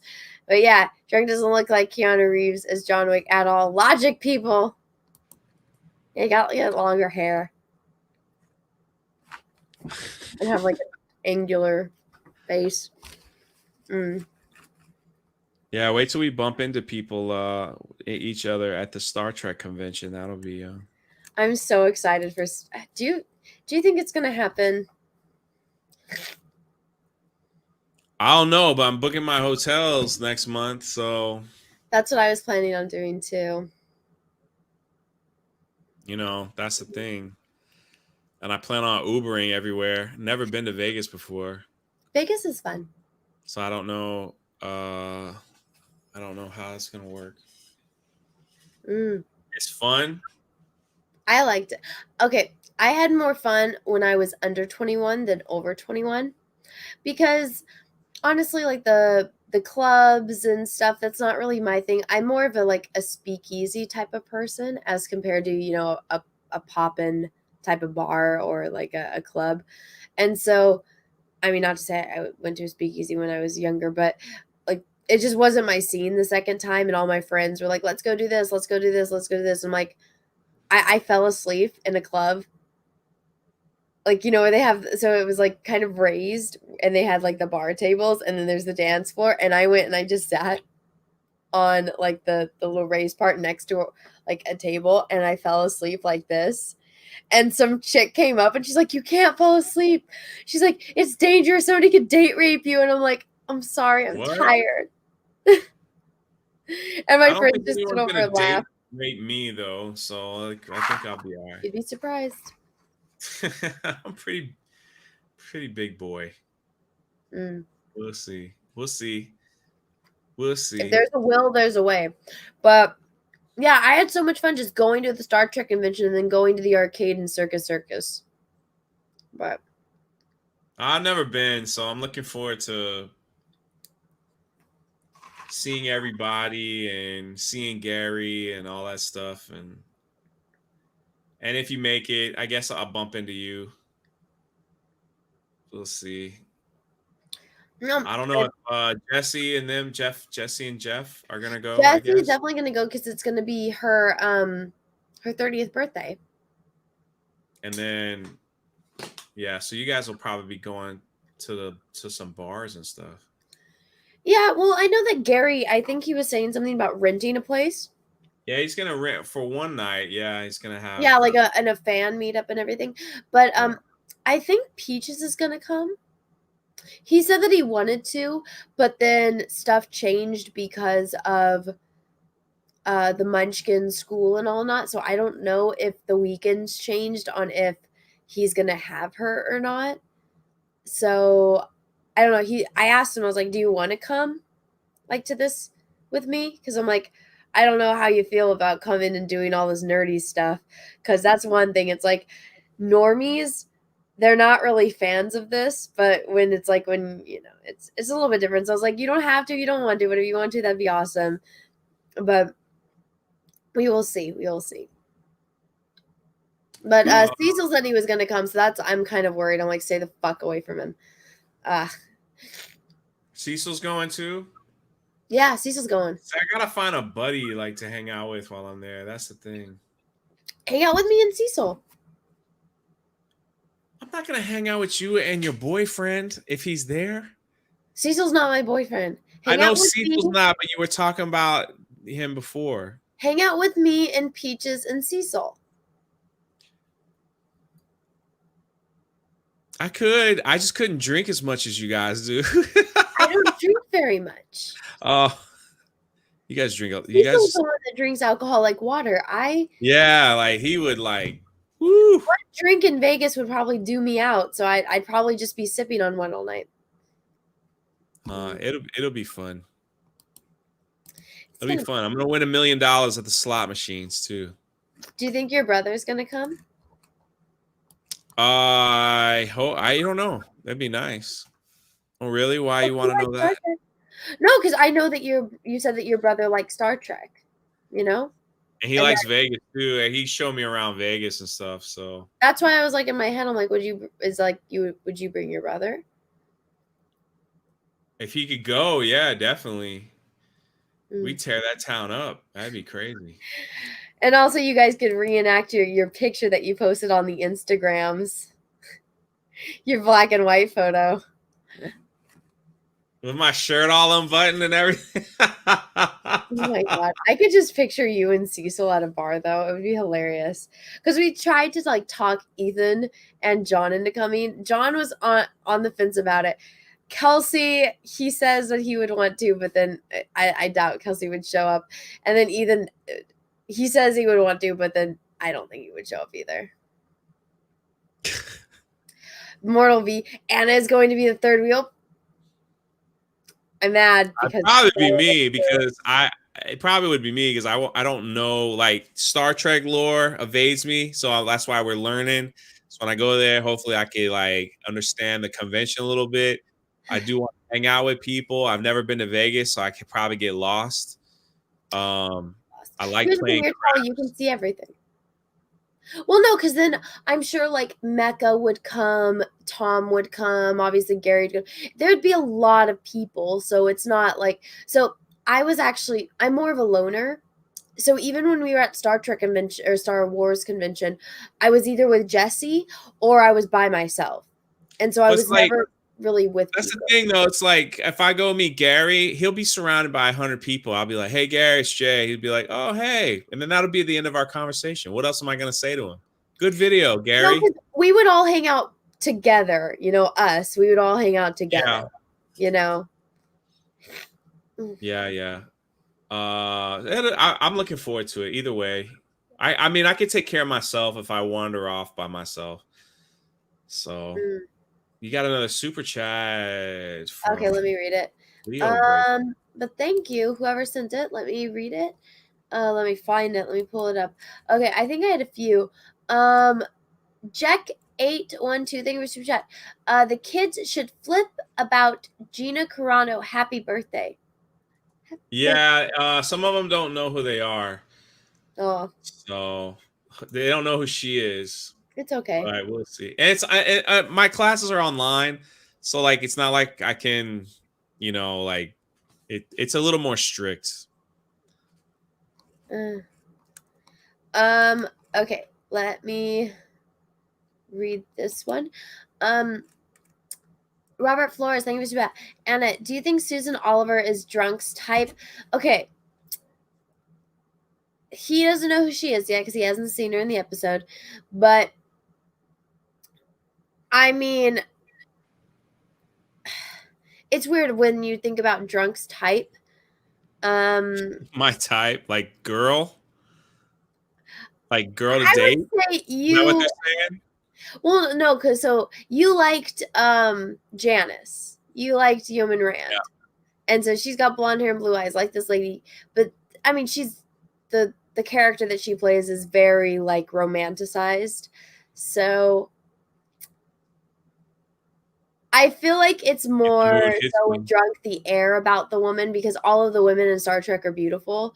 So I feel like it's not as much looks, but how they play the character. So I feel like Drunk is going to like her, but then me saying that, it probably means he's not. So I don't know. Drunk's a wild card with what he's going to like. I feel like once the season is done, I'll have a better idea of how he's going to react to things. Hard people. Leo Breaker 49. Thank you, super chat. Morning, Anna and CPO. Been a while since I've been able one of your streams. How do you like the KOTOR games? I fucking loved them. Haven't been able to watch the streams yet. They're all on my second channel, that's Star Wars Girl Live. The link is in the description of this video. Also on my main channel or on like the homepage, it has it in the little section. And you should see. You want to ask how I felt about KOTOR? Painted a freaking picture of HK, which I'm almost done with. Almost done. It's like 95% done. What do you think, Drunk? It's gorgeous. Meat bag. Yeah. Hey, got it. He said his line. You said his line. And I realized the next character I was going to paint was going to be R2, but I realized I can't do that because I need to paint C-3PO before R2. Just for you, Drunk. Why? Just for me? Because the R2-D2 in the chat's been giving you shit, so I'm not inclined to paint R2 right now. I don't. Someone's asking me, do I have a woman that would be considered a significant other? Well, I'll never tell. Yeah, I would just say, from experience, don't give out any information about your personal life. Yeah, no, I never do. Let's see. Let me update this real fast. Do Drunk 3PO next, Anna. Actually, Anna has a picture she hasn't sent me, but I will. I don't have this uploaded, and she did a great job with it. Actually, it's on my phone because somebody. I do have people that really like me, believe it or not, and every time Anna does something or not just Anna, but other people, they do something cool, they clip it. It was like that drawing. Oh yeah. Let me see.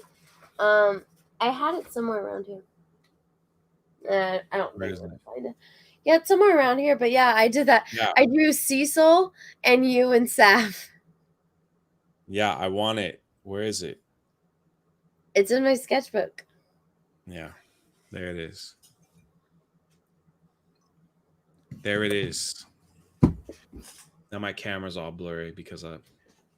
It's okay. Dragon 6, thank you for the super up. Gary says he will have the Vegas meeting of fans menace. You mean fandom menace, regardless of the Star Trek convention is canceled. Either way, it'll be a great time. Okay, maybe I'll just book tickets for that weekend then, and we can see where it goes.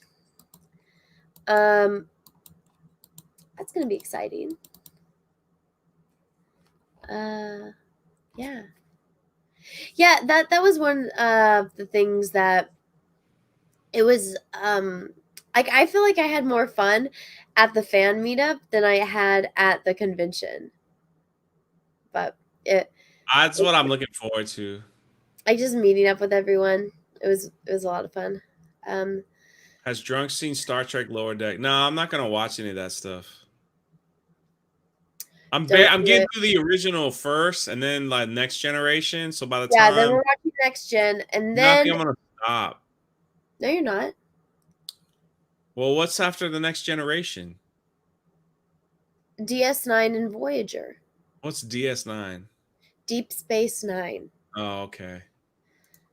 But I heard Voyager wasn't good, or was it the other one? The people that tell you that there's things. So there's like certain characters that it's like you just want to punch them in the face, and there's certain plot lines that it does get a little bit repetitive.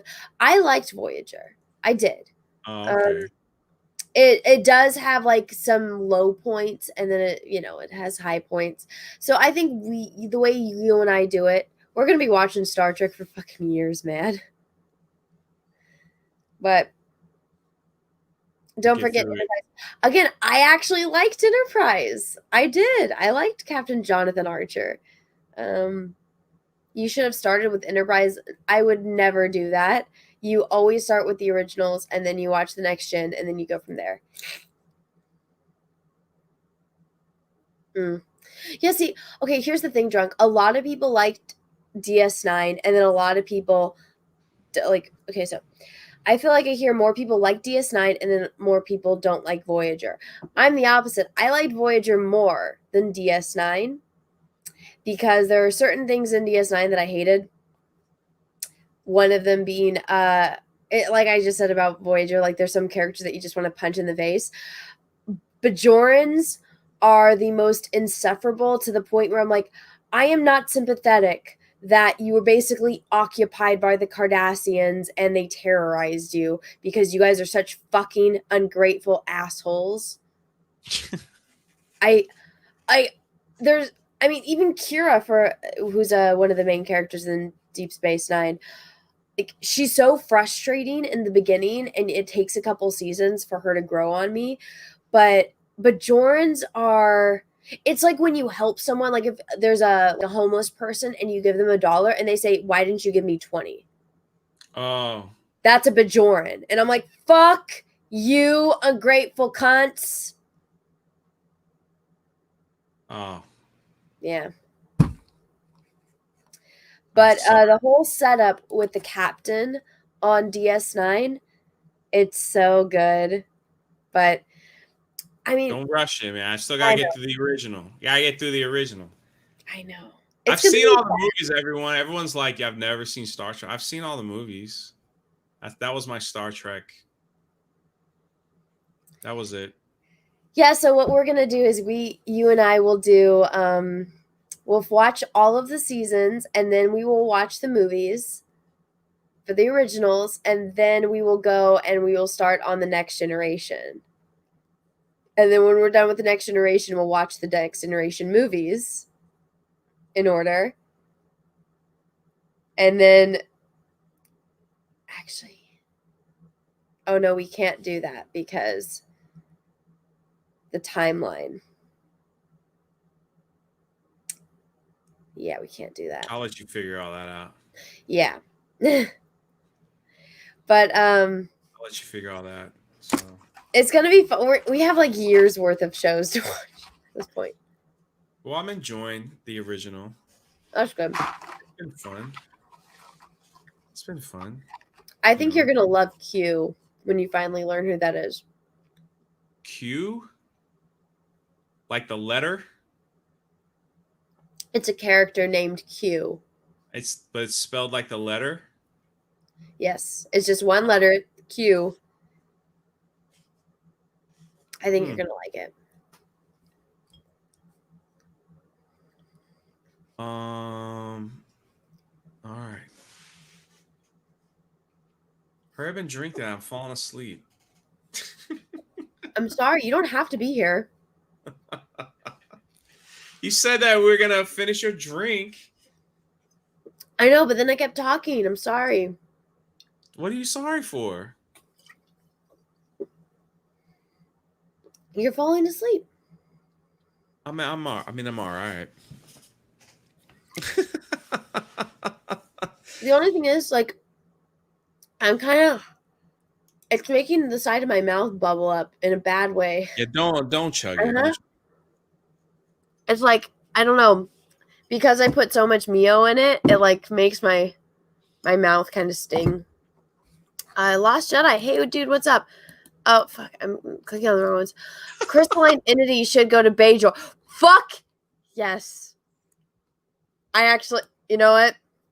I know that sounds terrible, but if I was a Sith Lord, if I was lore, I would totally do that. Drunk has no idea what we're talking about, which is okay.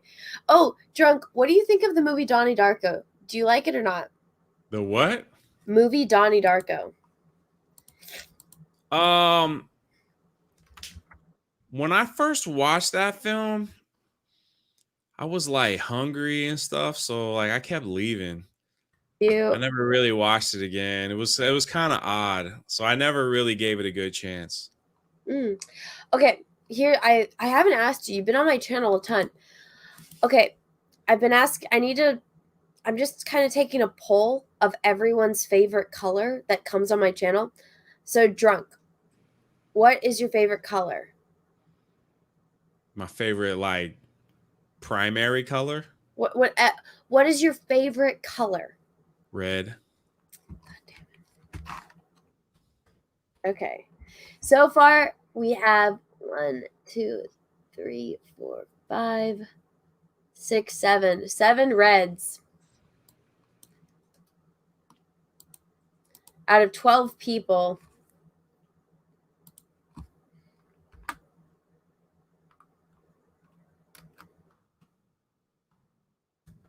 Kind of upsetting. Okay, Drunk was a fat kid. That explains why he was not up to date with pop culture. Drunk, stop reading the chat. Just stop, because there's people that are purposely being mean. You cannot read it. I found that comment funny because that's the complete. I was actually a pretty bad bully in high school, so. But you're so nice. Yeah, I had to come with grips with. I had to change my ways.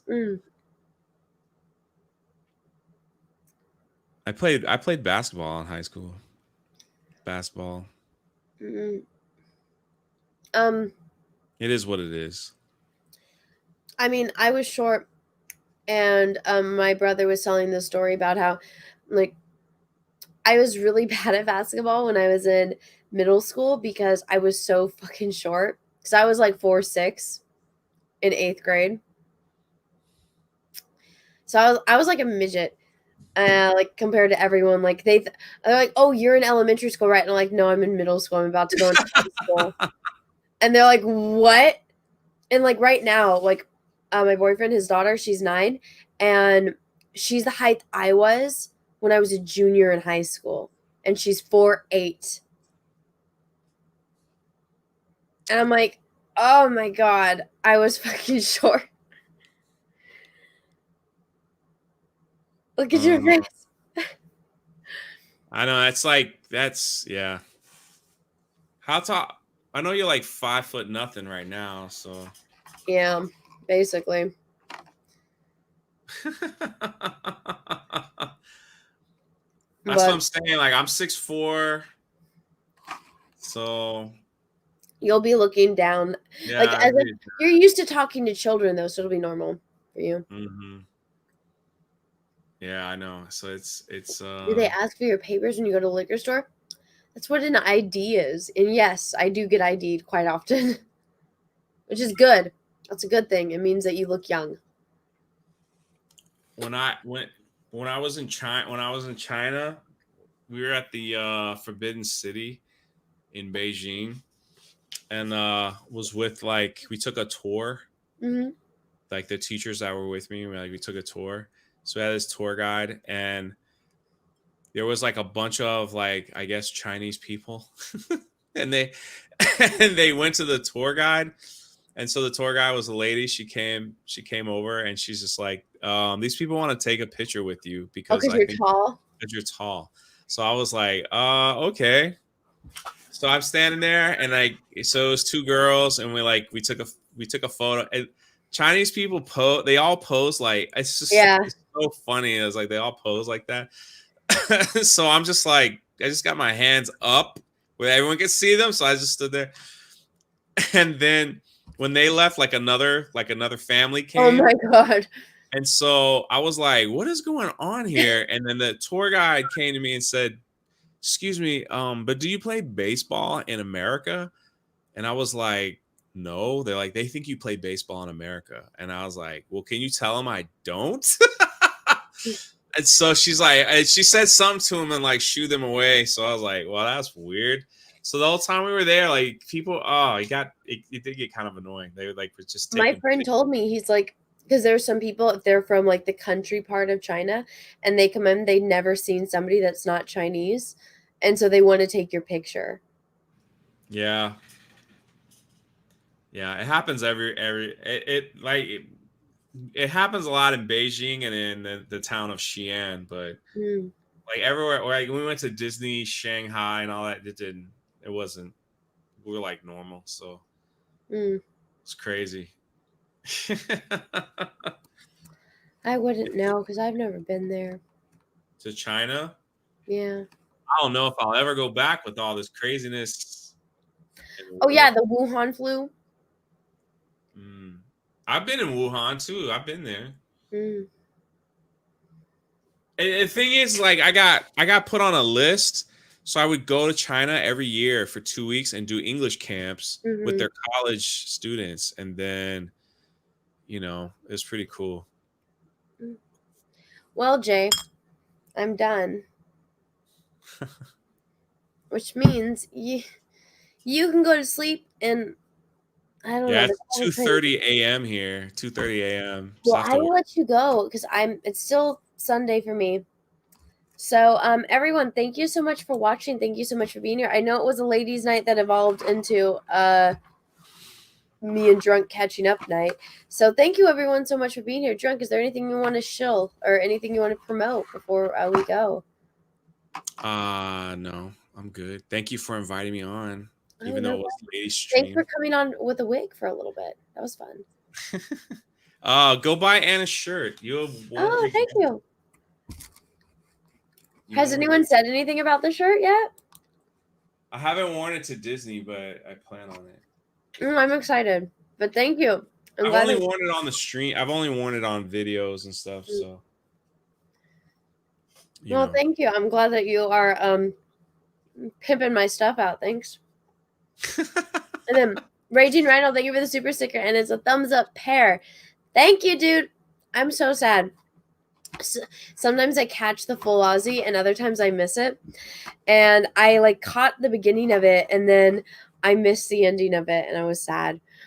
But if you guys haven't, check out the full Aussie. It's on Lethal Lightning's channel at bumfuck in the morning American time. I don't know what time it is in Australia, but Saturday morning in America. So it's instead of watching a Saturday morning cartoon, you watch the full Aussie. So check that out on Lethal Lightning's channel. It's a lot of fun.